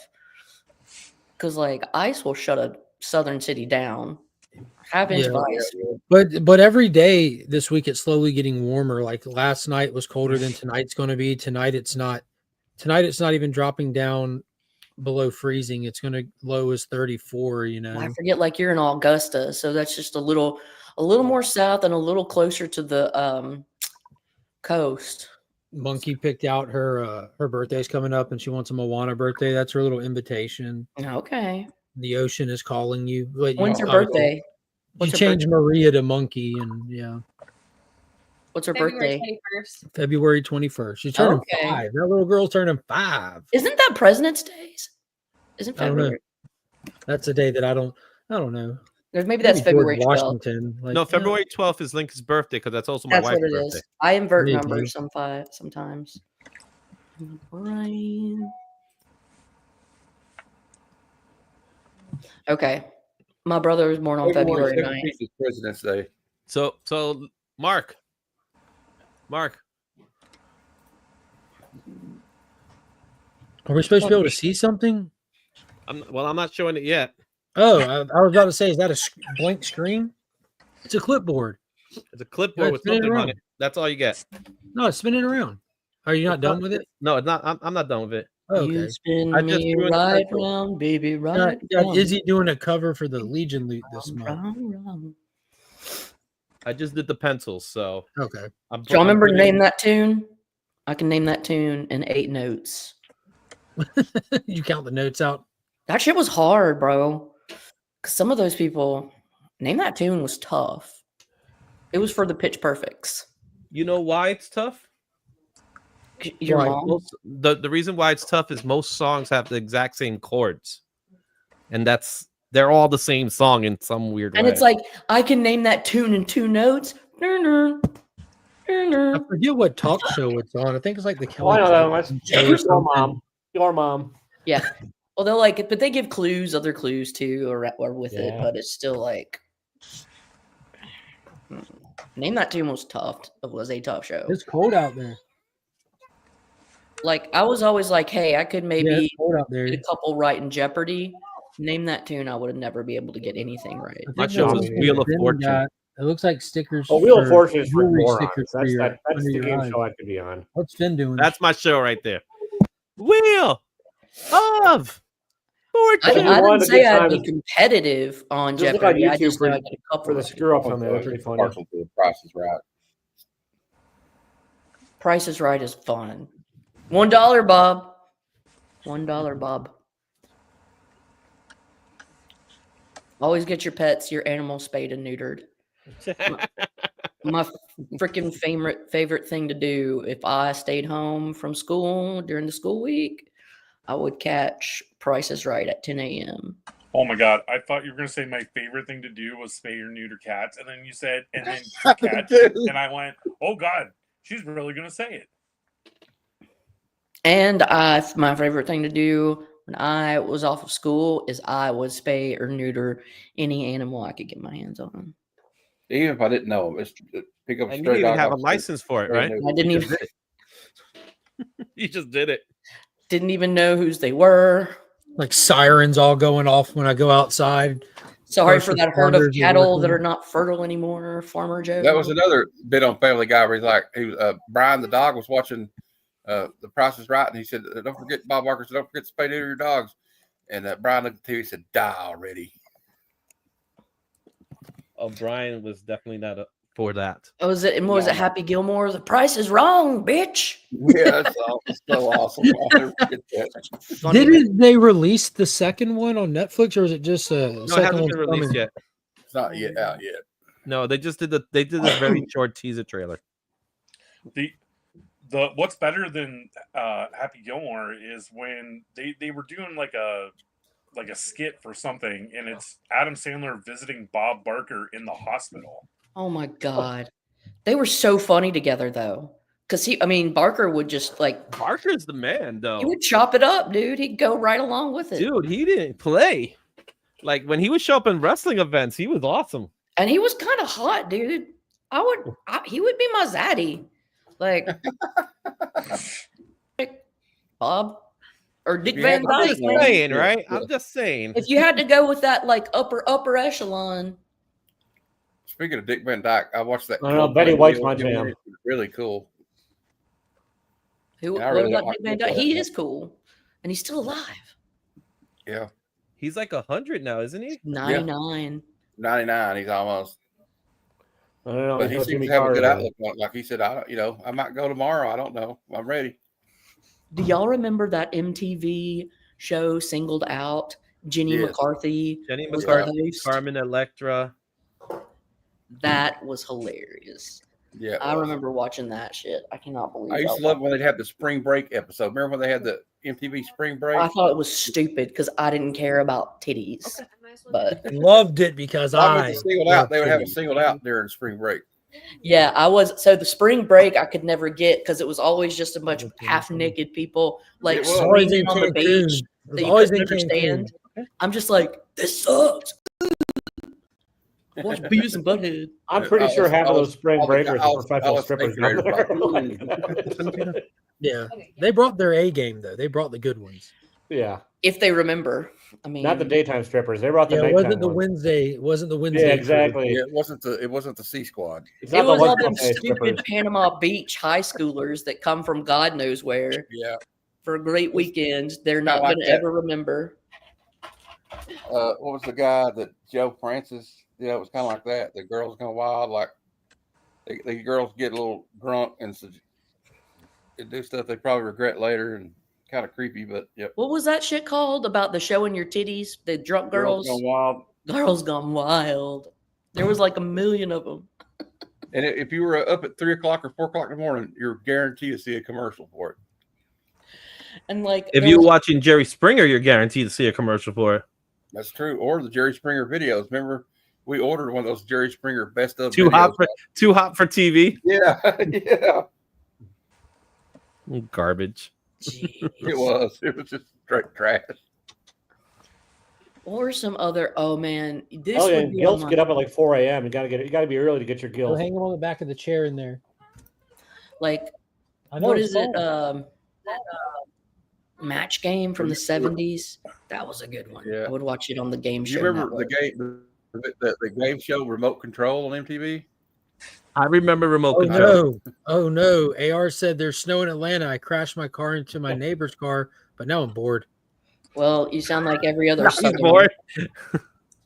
Dude, like hop every on, other AR. snowstorm in Atlanta. Why are you trying to drive a car in the snow in Georgia? But what's more important is, are you okay? My guess would be is if he crashed his car into his neighbor's car, that now he would probably be aggressively relaxing because he would not be moving. Driving on the interstate in Atlanta in good weather is dangerous. Yeah, it's like 6-lane interstates both ways, isn't it? It's thick. Yeah. TICH. I remember driving on the freeway in Los Angeles, Caroline, and it was the scariest experience I've ever had in my life. LA's. I've been to LA. Like, so my aunt and uncle used to live down there, and it's called Ontario, which is a suburb of LA. I guess it's 30 minutes outside of LA, but like, I flew down there the last time I remember. It was like I was in 4th, 5th grade, and it was completely different world there. And I went to like, what is it? Disney World. It was fun, but like I had never heard of like fucking fish tacos. I was like, what are they doing here on the West? Fish tacos, gross. What's a fish taco? Yeah, I was like, these people. Wait, are you went to Lilith Fair and never heard of fish tacos? No, exactly. Actually, the fish tacos predated Lilith Fair. Oh well, then it all makes sense. You know, 4th grade fish taco. I wasn't there yet. I wasn't there yet. Iron Man is your favorite DC hero. You're in the right place, Joey. You were in the right place. Everybody's got to have a favorite. So I'm kind of like job hunting all over the U.S. My theory is like if I know somebody in a city, I can live there and be fine with it. I started looking in Atlanta for a little bit, and then I'm like, I don't know if I can do that city. That's too much. And too moist and too. Do Nashville. Atlanta's wild. I've sent out resumes to Nashville and Charlotte, and that's about it. Yeah, there's some good job opportunities, and like the growth of the city is nice. Are we stupid in a lot of ways? Yes, but the good thing is Nashville is like a blue dot. Yeah, I get that. I thought they don't want people from. They don't want people. It's a blue dot with like a 5-story Kid Rock bar in the middle of it. There you go. I can actually show you that It's flat. the best of both worlds. You get to pick how am I feeling today. I know how Kid Rock decorates his house for Christmas because you can see in his condo. And you know what he does? He sticks Christmas trees upside down on his ceiling. Dude, that's awesome. It's Bob's it's wild. crazy. It was cool. I'm like, he's an everyman's man. He's an everybody. He's something. I don't know if that's how you would describe it, but you would. Dude, he single-handedly put like the stop to the Bud Light boycott. But then you see him drinking it at games. No, that's what I'm saying. He's the one that put a stop to the dude's like, he's not an extremist. I think some people might think he is, depending on how you're perceived in your media. But the dude's one of the most down-to-earth people, especially for being somebody with money. It's crazy. I don't know shit about him. I just think Did you ever get to see him on WWE? He was a guest in WWE, and he was sitting in the crowd. I don't watch that shit. Wait. No, I'm not talking about the wrestling part, but he's there, and he's like with some lady, and they're just. They show, hey, Kid Rock is here, and they just started making out, and they were like, and not like, it was like, sloppy. So he's comfortable with his sexuality as well. And everybody was like, oh, okay, it's not that kind of show here, and they just switched the camera. That was hilarious. I just know he's colorful. Let's just say that. He's wild. He's always been wild. Old Detroit boy. Yeah. Although I don't see much sense in saying you're boycotting Bud Light and buying like 15 cases of it and shooting it with a machine gun, but he didn't buy them. Yeah, I don't know if you like so the actual owners of Bud Light, and this is like, I mean, people can feel differently, but you know, all these mega corporations and investment firms and stuff like that, how they don't have an owner, investors own it, this and that. That's actually bullshit. All these places actually have people that are running shit. So when that whole Bud Light boycott happened and they were losing billions of dollars, they actually came to Kid Rock's house. 3 people that actually run the show came there and asked an audience. What else did they do for him? And they sat down and they talked to him. And because Bud Light's always had a specific marketing strategy. They always knew their audience and stuff like that. Yeah. They went to talk to Kid Rock because that video went viral. When he shot that, he had no intentions of going viral. He shoots all kinds of stuff in his yard, and that's stuff that they had that he's like, well, screw it. We're not going to use these. We'll just go shoot them up today. And it just picked up. He didn't pick for it to go viral. So they came to him and they talked to him. Now. He did that on purpose. Yeah, he absolutely shot those on purpose, but you can't measure what'll go viral. How much stuff does that do all the time that doesn't go viral? You know, that's the case for anybody. But they came and talked to him, and they kind of just got past it, kind of thing. He wasn't that invested in it to begin with, you know, that he's not spending his days thinking, how am I going to boycott this? And then they gave him more Bud Light. Spud McKenzie and fucking Pee Wee. Spud McKenzie rules. I love Spud McKenzie. Their biggest loss came because like he owns clubs and venues and stuff, and clubs and venues stopped carrying Bud Light because no one was buying it. They couldn't give it away. Well, all I know is my dad's pretty hetero, and he never stopped drinking. Yeah, Dana White as well. Like what happened was these people actually, the person they gave who one person a beer, and then everybody flips out over it. Well, I think my dad was just like, "Sure, I'm gay. I'll take your beer." Well, give me the gay beer. I'll take it. Yeah, that's what it was like. What's the comedian? What was that? What was that skit in SNL? Queer beer. Shane Gillis would not stop drinking. They were giving him a hard time on Rogan one time. Goes, I don't care. I'll drink gay Bud Light. Yeah, there's a couple people, but like nobody still drinking it had any positive effect on bringing it back until Kid Rock and Dana White kind of actually because again, the people who are actually in charge went and had audience with him. Bud Light had hired a marketing person, and it was her big brained idea that, Bud Light doesn't sell enough beer. We need to market to a whole new audience. It's literally the biggest beer company on the planet. And her idea was to just let's market to a smaller demographic, no matter what the demographic is. If you're already number one, targeting a smaller demographic than you already have is just a bad strategy, I think, for marketing. Well, honestly, in general. all it was really is pandering. They don't care about those people.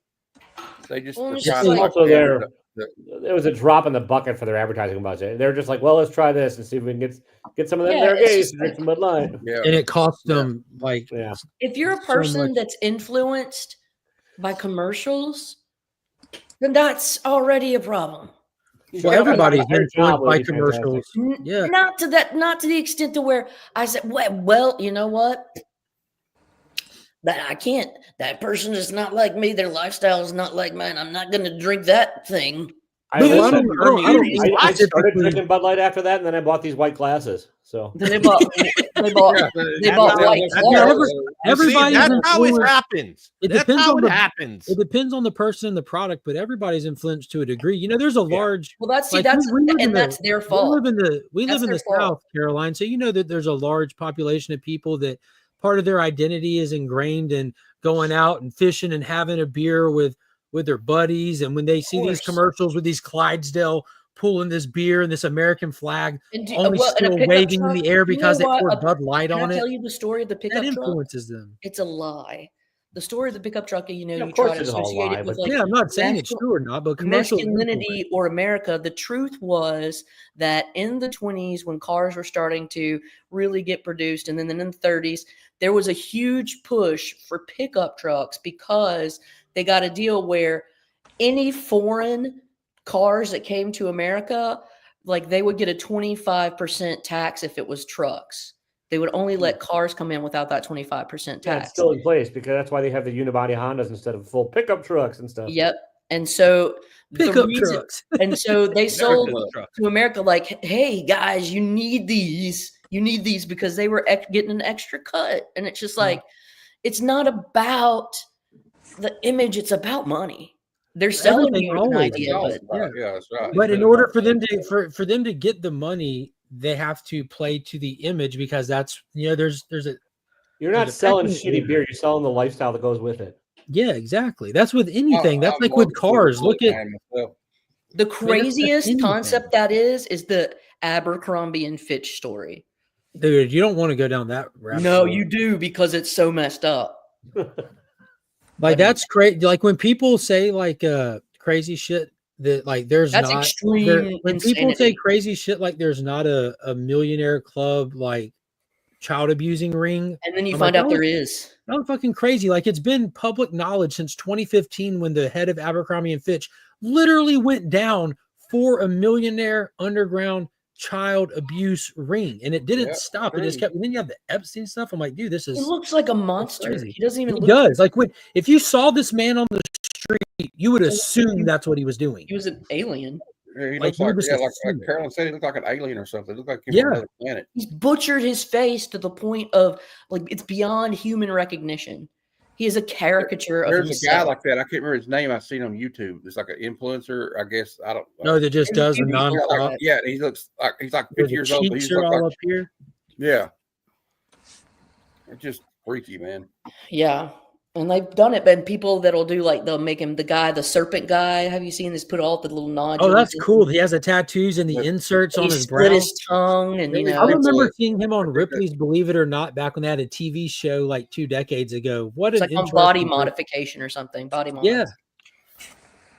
Dude, I mean, if that's what you're into, like I think that's body, cool. dude. Like, I would never do it, but I think that's really cool what he's done. Like, can you imagine to have that vision that far out there? Yeah. And the tattoo artist that pierced monkey's ears, he has like the silicone inserts the guy had on his eyebrow to give him the reptile look. He had the silicone insert under his hand, so the top of his hand has brass knuckles under his skin. They're not real brass, it's just the shape of them, you know what I mean? It still burns us precious. God. It's wild. No. I just don't have anything to say that strong. And he had a split tongue as well, which he explained how he was. We talked to him at length on how he acquired that, because it's not a something that you can go do. Yeah, you can't just do it. He had to do it at a convention, like a tattoo convention, behind a curtain, like where no one can see. And yeah, it's such wild. a puss. I can't. I'm such a fucking. I seen a girl on Instagram. She has her eye teeth removed and put vampire things in. And you see people that they'll do like the suspension, the skin suspension. They'll do like hooks in themselves and stuff. Yeah. Oh yeah, that's wild. I remember when Chris Angel did that from the helicopter and rode around. Oh God, yeah, I remember That's a that. name you haven't heard in a long time, Chris Angel. Yeah, he's something, isn't he? Who's Kenny McGee? Mm. Well, So whoever Kenny McGee is, that answers the question no, because none of us know who Kenny. Is this about the reptile man? Well, some of these people like to get their addictive plastic surgery. They look like they opened the Ark of the Covenant. Oh, and no, it was not Kenny McGee, but I would not say the name of who the person is on stream. Anyways, I'll message you. I've seen some tattoo art though, and it's like pretty freaking amazing. Like I've seen some like Lord of the Rings stuff, like the Balrogs and shit, and it's like, whoa. I've also seen some really bad ones. I've seen some really bad ones, but I've seen some really good ones. Do you remember Jackass? And it was like, hey, this is Henry Rollins, and like Henry Rollins was driving across the desert, and they were giving Steve-O a tattoo while they were like driving across the rocky terrain. So where they were just like driving. Yeah, I remember that. Ugh. Yeah, that's what I remember. I remember he got while you are NAME tattooed on his ass. Your name. Oh, yeah, your name. That's like the old joke. The guy says, "I bet you $100 I have your name tattooed on my ass." Yeah, oh, okay. Yeah. I got you. It's one or the other. I got one tattoo, but it's just because I was curious about how it felt. Straight up. I got a incredible tribal tattoo, like I told everybody earlier. Yeah. I was a teenager in the 90s. It's like I can put on a watch and it covers it up. So you remember those days when everybody was getting those like those tribal tattoos like Goldberg? Yes. Yeah, I don't have the one like Goldberg, but I have one that. But everybody had like those designs and all that. Didn't stuff. Mike Tyson have his face tattooed? He still has it tattooed. Still has it tattooed. It's just not as evident anymore. Hey, it's Mike. Mike. Yeah, I've got a friend who's got a Nintendo sleeve on his arm and leg, and it's just of like Nintendo stuff, and it's really cool. Kevin was telling me about a guy that's got every Disney character tattooed on his body. His entire body is covered in Disney characters. Oh, that hurts. So every time there's a new movie, he has to go back to the shop and get a new one. See, like I think of that as a walking advertisement. It's just like. Now, I don't know about like getting the Post Malone face tattoo thing. I couldn't do nothing like that. He's weird. I don't understand him. So when he but he seems harmless. When Disney acquired all these companies, he just like, I guess I have to get me a Star Wars tattoo. Well, he seems polite. He was always real nice to it was Cheap Comic Collector. He said the guy kept trying to apply for jobs at Disney World because Cheap Comic Collector used to work at Disney World, like working on the rides and the arcade machines. And that's like, we don't hire people with tattoos. So he screwed himself. He wanted to work for Disney. He's got all these tattoos, and they don't like visible tattoos. See, all that loyalty gone down the drain. You see that? Down the drain. What's up, Phil? Phil, are you getting any crazy weather where you're at? Dude, my we got an email at 4:30 yesterday from the chancellor of the university saying like, oh, tomorrow's administrative leave day. And I was like, yeah, snow day. So snow day. I got a snow day like straight up, and I was super excited about it. I tried to stay up late as I could. Huh? Didn't they have a movie called Snow Day? I think Iggy Pop was in it. He was like the snowplow driver. Yeah. I remember now. What I remember Snow Day, the movie, but I don't remember Iggy Pop being in it. I don't think I saw the movie No, though. it's an old movie. Just cold. Mm. Yeah, I What believe up, he was Renee? a snowplow driver, and they were trying to sabotage him because they didn't want to go back to school. I mean, Oh, that's what's causing it. I remember being a kid. It's like every other shitty comedy that came out around the year 2000. That's Snow Day. It really is. Hey, Austin, thanks again, buddy. I appreciate it. Nice. Austin, he Oh, you said got he's looking Austin for a Man of Steel issue 18 now.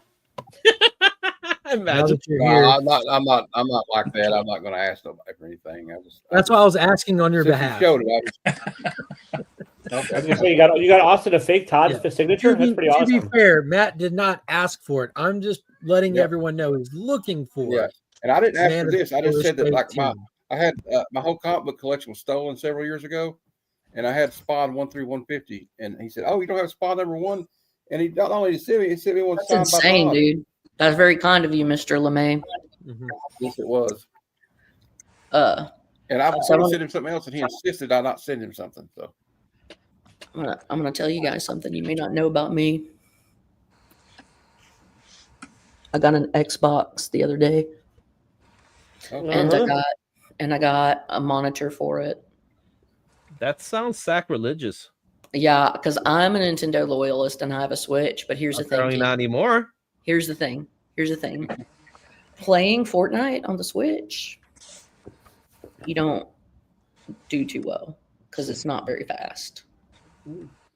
Not many frames per second. And so I was convinced or peer pressured into getting this Xbox S. By like the 11-year-olds you're competing against? Yeah, who bullied you? I don't An have 8-year-old named Dominic. No, I'm just I kidding. did a trade for like some comics on my PlayStation 4. I don't have it anymore, but I have an old Nintendo, a Sega Genesis, and a Super Nintendo. Yeah, I and a have my Switch. Switch. But I want to get the new PlayStation because I want to play PS5. Fortnite again, and I want to play Marvel Rivals. Everybody's My talking about daughter right now is playing the Wii because she wanted a Wii. They wanted it. You said that, but though. She's playing it right now. AR, don't make me join your nerd thing. Is it RPG? I'm not a pure RPG person. The craziest I get on RPG is Super Mario RPG. I never was an RPG person. Even Kingdom Hearts was a little too RPG for me. Wow. Well, it was more hybrid. It was hybrid. It was like Final Zelda. Fantasy 7 broke me of the RPGs. It was just the game never ended. Final Fantasy 3 for me. FF3, that was on SNES. Yep, But AR, that's I still exactly when love I had it. But I don't know if I can chill with you like that on Star Trek. What games is she playing on the Wii? I think the Wii Sports one, Evils, and like a workout one. They wanted the board, the balance board. Izzy. Yo. What stuff did your girls want for the accessories for the Wii that they wanted? The balance board. That's what we got. Can you So we tell got me the what balance board. What does that do? We got the nunchucks. You know the nunchucks? To do aerobics. Yeah, she just wants to play it.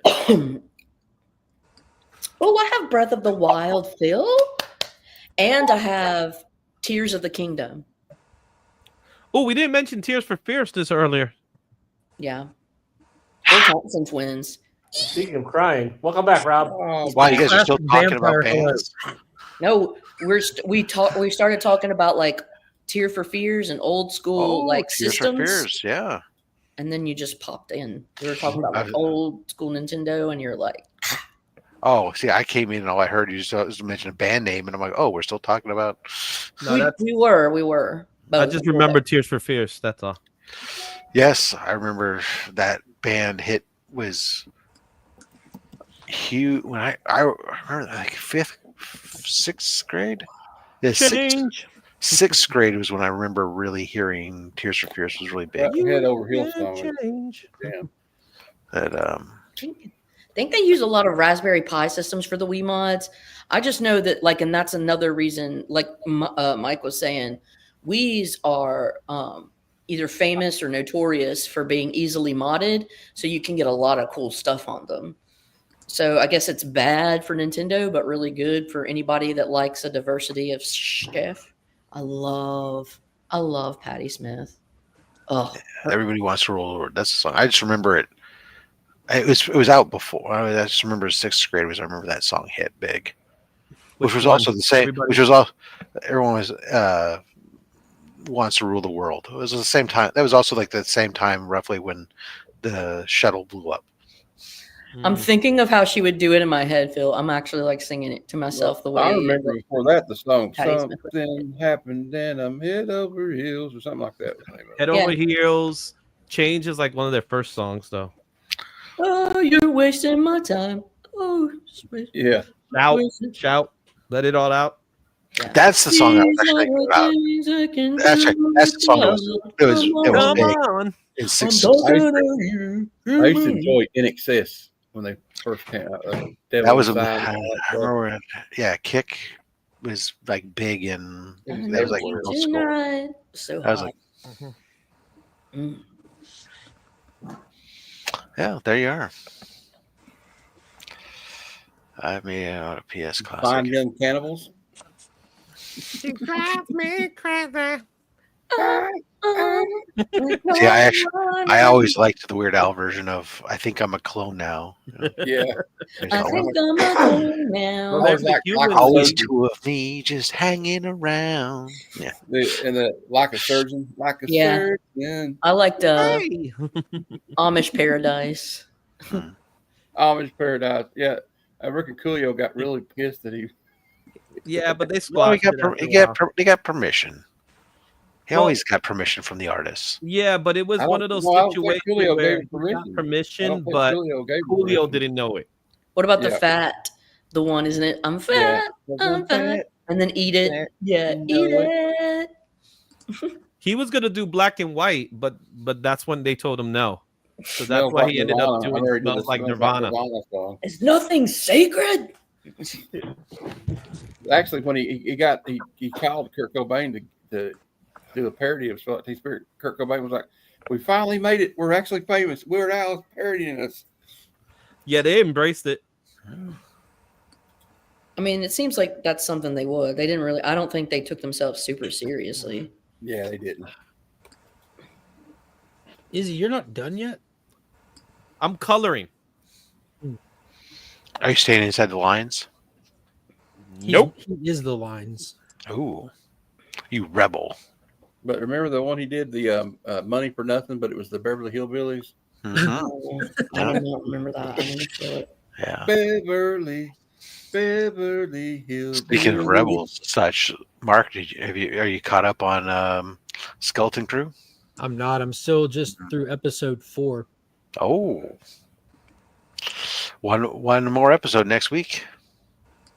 How many episodes is the whole show? 8. Okay, so I got something to catch up on. I'm off this weekend, so maybe I'll be able to get to it. Like it's kind of like one that's kind of appropriate for the whole family kind of thing. But when I watched episode 4 with my kids, it was a terrible experience. It was just, I don't know. So I want to go back to watching it by myself. Okay. Kind of thing. I don't know if that made a difference. They didn't care one way or the other, but every now and then they pop up and ask questions, and I'd be like, that's actually a good question. I don't need them destroying but I'm out. Destroying it for me. All right, Matt. See ya. Also, like my whole thing with episode 1 was like the kids are insufferable, but you get past that feeling when you get into the story. And if hot take, but you could say the same thing about the Goonies if it first came out today. Like the kids come off as insufferable to me, but then you get into the story, then you love them. Right. Then you like legit love them. Yeah. They're all their own characters and everything, greatly stand out from each other, well balanced. But when we got to episode 4, we introduced another insufferable kid for that episode. And I think that's what it was for me, to be honest with you. That stupid parkour goober kid. I'm like, get her out of here. Kill her off. You didn't have to kill her off, Izzy, because she'll just go tumbling and front flipping down the street. Really? Yes, it was ridiculous. Literally, it's like, all right, bye. Somersault. I'm like, why are you somersaulting in the street? Just walk. Just walk. I'm not even remembering that. When they got to the planet, that was the reveal that their planet had like another one that was set up the same way, but this Oh, one was okay. Funkin' in War. They were introduced to the people there via the daughter that was the fighter. She Got it. parkoured Okay. everywhere. Okay. She kicked open a door to a van. Everyone be quiet. Then front flips and break shit in it to get in it and hide everyone. Rings a fucking bell and shit. It was excessive. And then when they were saying goodbye to her, she turns around and front flips over like debris that was like 3 feet wide. She could have walked around in an open street. It was just like, why is she doing parkour? Was that on Squid Games? No. Exactly. Look at AR. One has Mark against the space fridge. Doing it again. Front flip. Yeah. Well, it's been fun. I think it's been fun, and it's but no, I get it. Like when you have to sit down, like if you're watching something and you have to like keep pausing to explain shit to people, it's like No, it wasn't that, but I don't know. It could time and place matter, and I was trying. For me, a lot of the stuff I was watching, especially through the month of December, it was like marathon watching because so much was coming out. I was keeping up with it at the same time. Some things have wrapped up now. Superman's wrapped up. Creature Commando's just wrapped up. Yeah. I got through. I was watching Lioness and what was the other one? Tulsa King at the same time, trying to get through and catch up on those. So I was spread thin by my own choice kind of thing. So finding little pockets when I could watch something, and I'm like, well, I can watch this one around the kids. So I'll do that. I get it. I mean, that's the same You thing. watch it with the kids, right? You're always asking me if I'm like, oh, well, I'll get to it. It's on the list, you know. It's like, yeah, but I get to it though. yeah. Well, I eventually I do. like the packages. Rob. Look, I told you, I'm getting around to land, man. So I got caught up on Dexter Origins yesterday.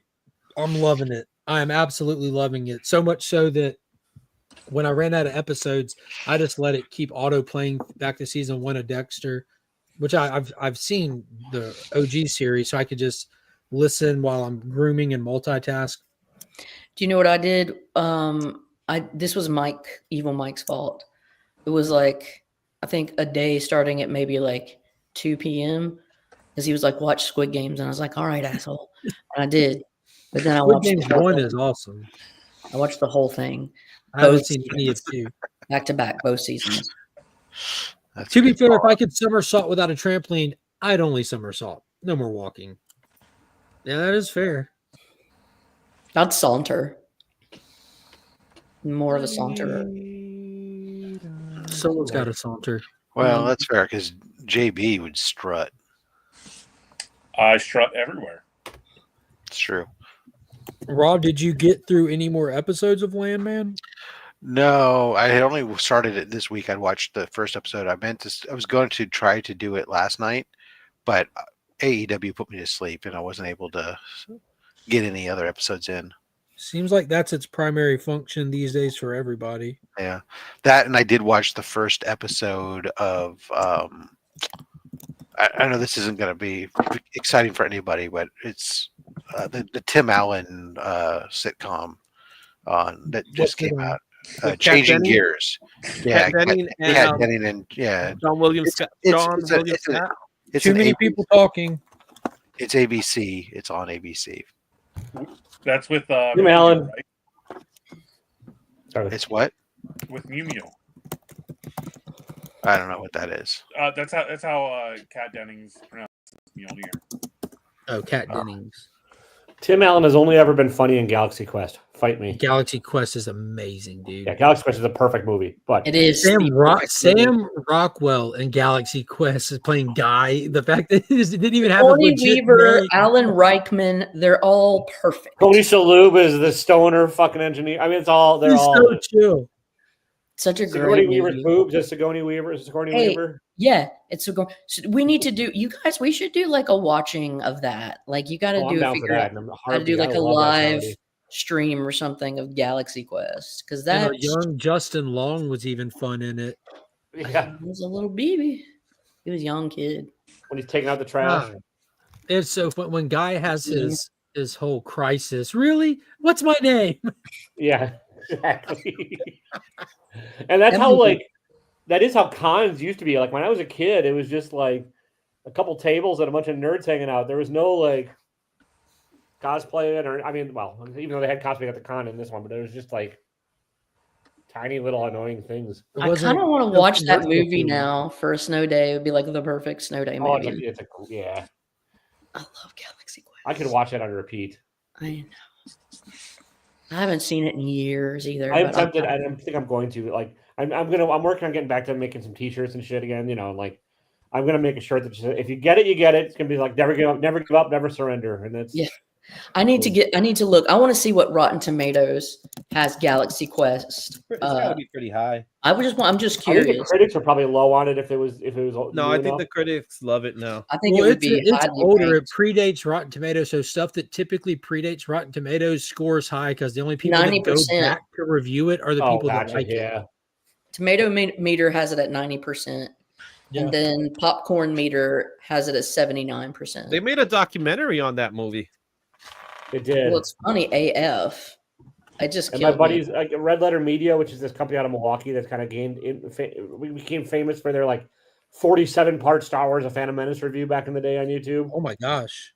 I mean, it's like the review's longer than the movie, but like they just did like an hour-long rewatching review of it, and it had what's his face, Huey from The Boys as one of the guest reviewers because it's one of his favorite movies. Quaid. Yeah, the Quaid kid. League of Legends video game. Yeah, Galaxy Quest, the best. And then the Orville came along, and I'm like, are they trying to be Orville. Galaxy Quest or are they trying to be Star Trek? And nobody still knows. I heard that the Orville gets really good after like it's plenty fine, but it gets like it Second finds season's it finds phenomenal. itself.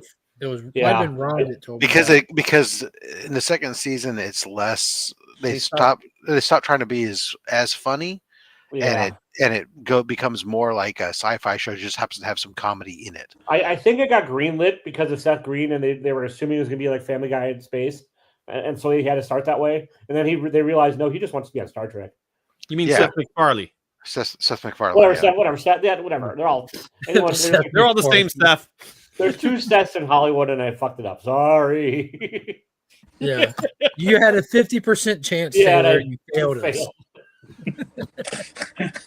Yeah, unfortunately, it's been on hiatus for so long. It's like you thought that, like when Hulu got it, you thought after they greenlit the third season there'd be more, but then it's like, ugh. Yeah. Sam Rockwell, the way that he says, "You don't know." Yeah, every line he had was. God, he's so funny. The thing that I sucks love is Starship Troopers, Mike, but you're fucking wrong. Starship Troopers does everything better. What is he referring to in general? If he's saying it's better than Galaxy Quest, I'll fight him on that all day long. But I don't even think they're comparable, are they? Are they two different? I don't think they things, though? are. very different genres. I think one is more of like a serious satire. Like Starship Yeah, Trooper is like Quaid, yeah. more of a serious, takes itself more Yeah. seriously. It's not a comedy at all. Like Mars Attacks Starship is Troopers kind is of satire, between but the it's, two. But Mars Attacks is a straight up comedy. It's kind of between the two. It's a little more serious than I would say Galaxy Quest, but then less serious than Starship Troopers. Starship I do not. Troopers, I'm a cheap fucker. Starship Troopers doesn't kinda try do. to make got it Disney fun. Plus. It tries to present, if that makes Yeah, sense. exactly. They don't try to be in on the joke. It's just like this is what this society would be like under these conditions. Well, and that's no why joke. that's why Starship Troopers failed miserably at the box office because people didn't thought that they pander was and nobody got the serious. joke at They were first. being serious. Yeah. Yeah, but Starship Troopers lives on like in high regard to this day. Like they had a brand new. Well, it's got, like it, that's one where it found its audience later because it never lost initially- it. It keeps gaining more audience. I watched it. Different I spoofs. most recently saw it. We went to see it at the theater. They were doing a Riff Tracks Oh, that'd be version cool. with it, which was fucking pretty hilarious. I showed Finn Starship Troopers on vacation last year. I loved it.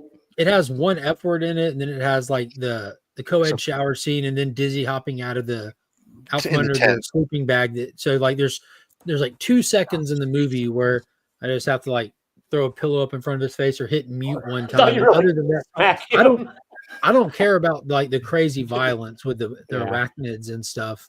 But You don't care about the liked it. violence, Mm-mm. but you prevent him from seeing a Kaboom. pair of titties. Mhm. That he was born from. Welcome to America, Lady F. I know. He's, It's just like like he has a grasp on like what movie violence is and everything, and children and sexual nature shit don't belong together. I'll fight anybody on that. I don't think violence belongs together either. I think kids should know anatomy. Kids don't need to know that kind of anatomy. That's weird as hell to even think. He's not on track to be a doctor. He's on track to learn how to add and subtract right now. If a kid asked me like, Mom, what are those? If a kid asked me, Mom, what are those? Yeah, you would answer him, but you would say, honey, well, those are breasts. But if you say, hey kid, look at this. No, I wouldn't do that. That's the difference. Hey kid, look at this gym dog. Or like, hey kid, look at this person. So why not? He should know anatomy, Lady F. Yeah. It's like I'm not gonna hide it from him. So it's the way something is presented for sure. If a kid comes up curious, you absolutely answer them responsibly and respectfully. And you just don't intentionally introduce it. No. And when it comes to violence and stuff, like that's not the first time he's like there's fighting and violence and cartoons and like that's all just one big. I'm just being a turd. I'm being an advocate of the devil, of Satan. And poor Fat Stacks is just dead with it. He's like, God, here we go. I cannot stand these people. Rob's like, I need better friends. I'm fucking pulmonary. We're done. For the record, I didn't do shit. You didn't do shit. Yeah. You didn't show no violence. You didn't show no boobage. Nope. You didn't do shit. Nope. Sitting there lettering. I will say this. Yeah, we expected JB to do full frontal, but instead he did full rear. JB, in his current state, he could do full frontal and nothing would be exposed. Captain Caveman over here. As a kid, it was uncomfortable seeing scenes with my parents. Exactly. Just in general. Yeah. Because I knew there was something. What's the word I could say? What's the word to say? There was something that was awkward about it. I could too. You know what I'm saying? So I'm like, I'm going to tell you a really funny story. I was like probably about 5th grade. All right. I'm learning some words here. I'm learning some things. All right. 10, 11. And I had a book. Uh-oh. You know, there were these books about that, like anatomy, and there was one about sexuality. And I'm like, okay, I got to read about this because I'm curious as hell. Like, I'm 11, you know. I remember being in a car, and I'm like, Mom, do you masturbate? Now that's a conversation. And she was like, that's you don't really ask people that. And I was like, does Dad masturbate? She's like, I think you should ask him. And just like that. You don't normally ask people that, but why don't you go ask based them on anyway. that response, like based on her like fluff and being like, oh, you don't ask people, but then being like, you know what, you need to ask him. I didn't do That's amazing. But I realized I did something bad. Just saying the word out loud, I realized it was a thing by seeing her body just like tense in the car. Lessons. That's hilarious. Yeah. Now the question is, where did you learn the word? Oh, from that from that book. From the book. So you, when you saw the word, you were able to decipher what it was. Its I was a smart kid. This is what I knew. Of course, I knew these words were related to glasses sexual behavior, and I wanted to ask my parents, did you engage in this sexual behavior that this book talked about? Like, did you do that? I got it. You know, I got an answer that basically, yes, they did, but it was a terrible thing to ask. Did you regret asking by the end of it? I was humiliated. I felt a lot of shame, a lot of white Anglo-Saxon Protestant shame, and never asked any other question like that again. You got the pastor and the priest is coming to the house so she can perform. Jesus wasn't happy with me. I wonder if there is any culture like where that's not ingrained, like where that's not something you'd be embarrassed by, where you're like 7-year-old. I don't think you should be. I think in Europe they're more open about some of that stuff. There's not Anglo-Saxons in Europe, just to use your example. Well, let's see, like the French. I would say Brazil, maybe. You think all the Lutheran? You think all those Catholics out there in Brazil are like, hey, let's go talk to our parent? Like, you don't think they believe in marriage? Catholics don't believe in marriage in Spain. They So don't believe because in South America has a more machismo cultural aspect, I think probably they won't let women talk about that stuff at younger ages, but I don't know. Despite the individual denominations, the overwhelming majority of the population of the planet is somehow rooted in one religion or another that all has those same kind of basic morality when it comes to sexuality, marriage, Yeah, abstinence. well, there's morality, but then there's like also just like I'm attaching it to the morality of the religion. I'm not saying all morality. I'm saying they have a similar morality around those things. It's definitely the outlier, the vast minority of people on this planet that would have a full destigmatization to stuff like that. But in South America, places like Argentina and Brazil, they're a little more loose. Especially like Argentina. A lot of people don't even know about Argentina. Well, I mean, So look at primarily Africa, Catholicism like down there too, right? in Africa, there's like tribes where their bits and pieces are just hanging out. It's not a thing. It's just like a food source. It's also like 37 people you're referring to. More. I gotta go, dudes. But I had fun. I also do that. I also just kind of fun bag it. But all right, I'm Yeah, I out. love fun bagging it. Now that I think about it, that where you're sitting right Fun now, bag. that looks very familiar. Wasn't your mom just sitting there for a picture? Yeah, you were fun bagging it with my mom. She's a sweet lady. Can't believe you guys. My mom got sandwiched by Chris and Mark. It's true. You got the photo? Because that answered yes, but we never ever talk about it. Never. Something. It's like Fight Club. Hold on, let me go find it. I've never had that conversation with my parents at all. Dude, I sent this one to my Ever. mom. What? The masturbation parent? Look at these guys. They're with my mom. One big happy family. She looks so happy too. She's a sweetheart. I'm telling you. She is She's a saint. doll. I swear to God, you do not say a cross word about Cecile. No, I'm just kidding. All right, I'm out. Thanks for having me, dudes. All right, Caroline, take it easy. Be safe. What the shit? Oh my gosh. Rob, Burned did you his see way out of Nosferatu? mental. Not yet. Are you planning on checking it out at the theater? I don't know if I was going to go to the theater or not. I don't know. I'll tell you now, it's worth the experience in that environment. It was really, really good. Well, it comes down to timing. Yeah. For those out there on the fence, I give it a stamp of approval for sure. I've heard nothing but good things about the movie. Yeah.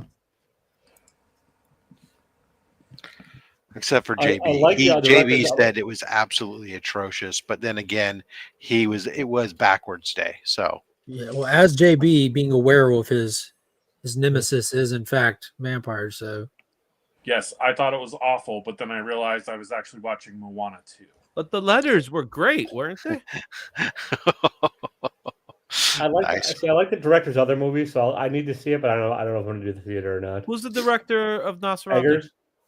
Robert Eggers. This is probably his most straightforward movie, if that makes sense. If you've seen his movies, you know, like pretty artistic leaning, which really Like that's Norseman what works. and like the Lighthouse, which I really like, but everyone else apparently hates. And Yeah, that's what really said, because this story has been told and done so many times before. So that's where this one sets itself apart, is with his artistic style.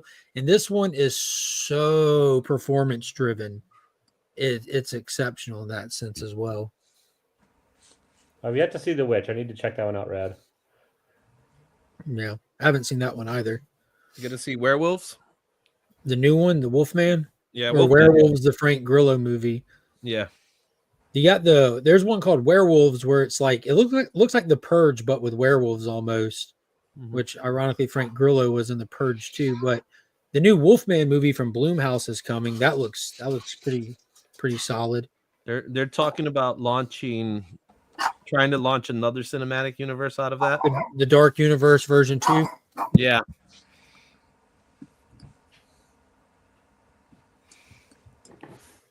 I know the reviews have been in, and everybody's saying it's insane.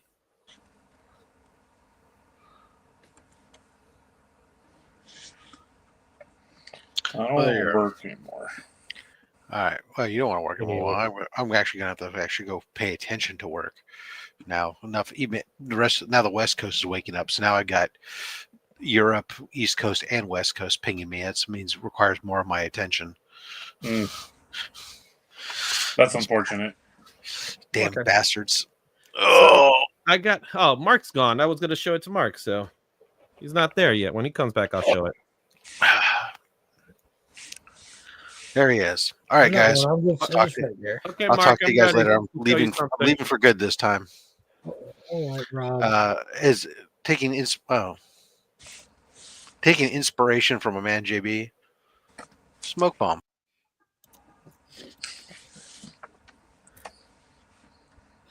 Dope. As you can see, I'm busy scaling. It looks good. Yeah. Oh, there'll be some background. You gotta get it wet. Yeah, I'm gonna just throw a whole bunch of water on it and see what happens. See what happens. You know, and then we'll send it off to grading. That is how you do art, isn't it? Exactly. Yeah. Get it nice. Oh, that reminds me. I need to. Never mind. I got to work on a piece. Are you able to say what it's for? Not at this present time. No worries. Yeah.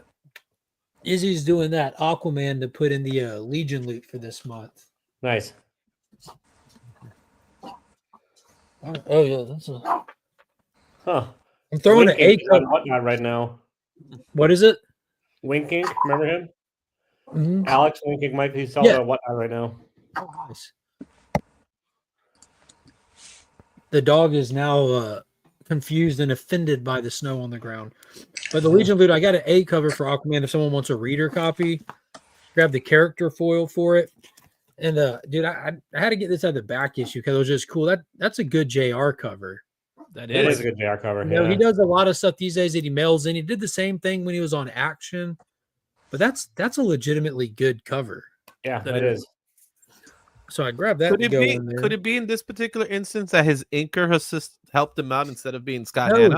No, because he has plenty of examples of fantastic art over his career. It's not a he's not capable situation. Oh no, I'm the first guy who's an apologist for JR. No, I think can you hold it up again? Yes, sir. I think he had time. There's a lot of pencils on that. But there's a lot of ink work done too. Yeah, but I'm looking at his face. Yeah. He wasn't rushed for a deadline. If they shifted him over just a straight cover artist, I bet it would look wildly different.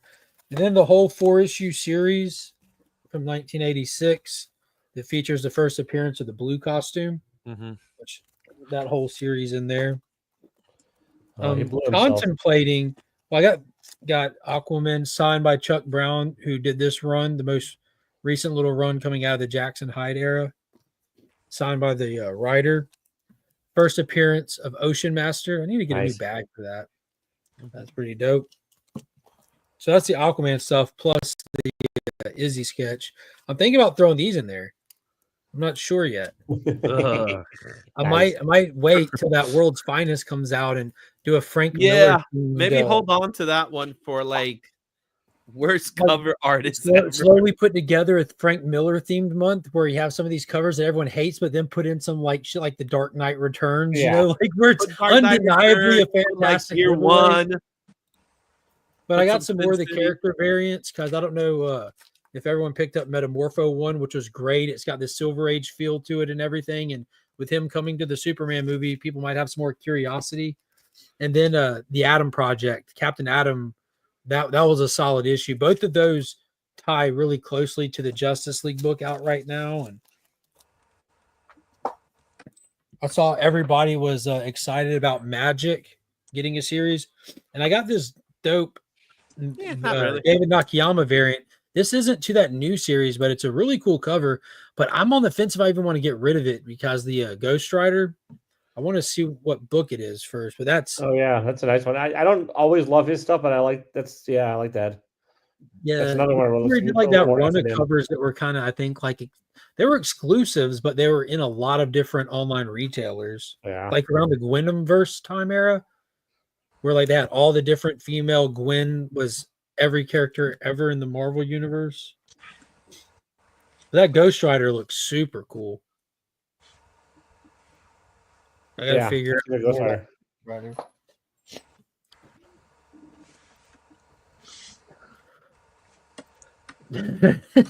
Don't ruin the Aquaman box. Yeah, I think I'm gonna work on putting together a Frank Miller month. I think that'll be cool. Miller month, maybe March. Miller March. Yeah, whenever you can lose every other member and then I'll just win it. It'll be fine. No, we'll make it something to want, but the few of those just you gotta have some stuff. Throw in some 300, so some Sin City. Yeah. The Gabagools, the Gabagools. But I think getting like getting the Dark Knight Returns 4 issues, that on itself that's a solid. That's worth picking up. Yeah. Please call it Miller Madness. Nice. Rad, I got a notification that my box of Turok 1s was showing up today. Then I got a second notification saying that they're doing a weather delay.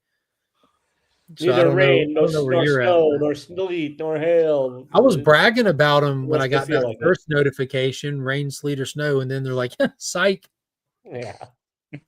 They're not even immune to southern snow. And they were, to be fair, they also had yesterday off because they did some dead peanut farmer. So what happened with the peanuts? No, Jimmy Carter. Oh, yeah, dude, that was man, he was a good dude, man. Like I was watching some of the stuff and all the stuff that he did, building the houses. I mean, maybe not the world's best president, but he was probably too good for the office. I think that's what it was. I think he was just too good of a human being to be effective in his short time or whatever. Yeah. I don't know. I wasn't alive for those days, but I've never talked to a single person that had anything bad to say about him as a human and anything good to say about him as a president. But like his character overshadows his time in that office for everybody. Yeah. And I'm in the South, it's pretty red down here and everyone loves Jimmy Carter. Everyone. We may not like his politics, but we think he's a really fine guy. They love him so much they don't even bring up not liking his politics. They're just like he was a great person. I mean, because he spent his entire life dedicated to helping people, which most politicians spend their entire life trying to help themselves just by way of the public. He just wasn't the right guy. Well, shit. Or maybe he was the right guy, just not the right. Just he wasn't. Who knows? Oh crap! I got to do some work today too myself. All right, buddy. I want to go take family photos outside in the snow, so let's shut it down, guys.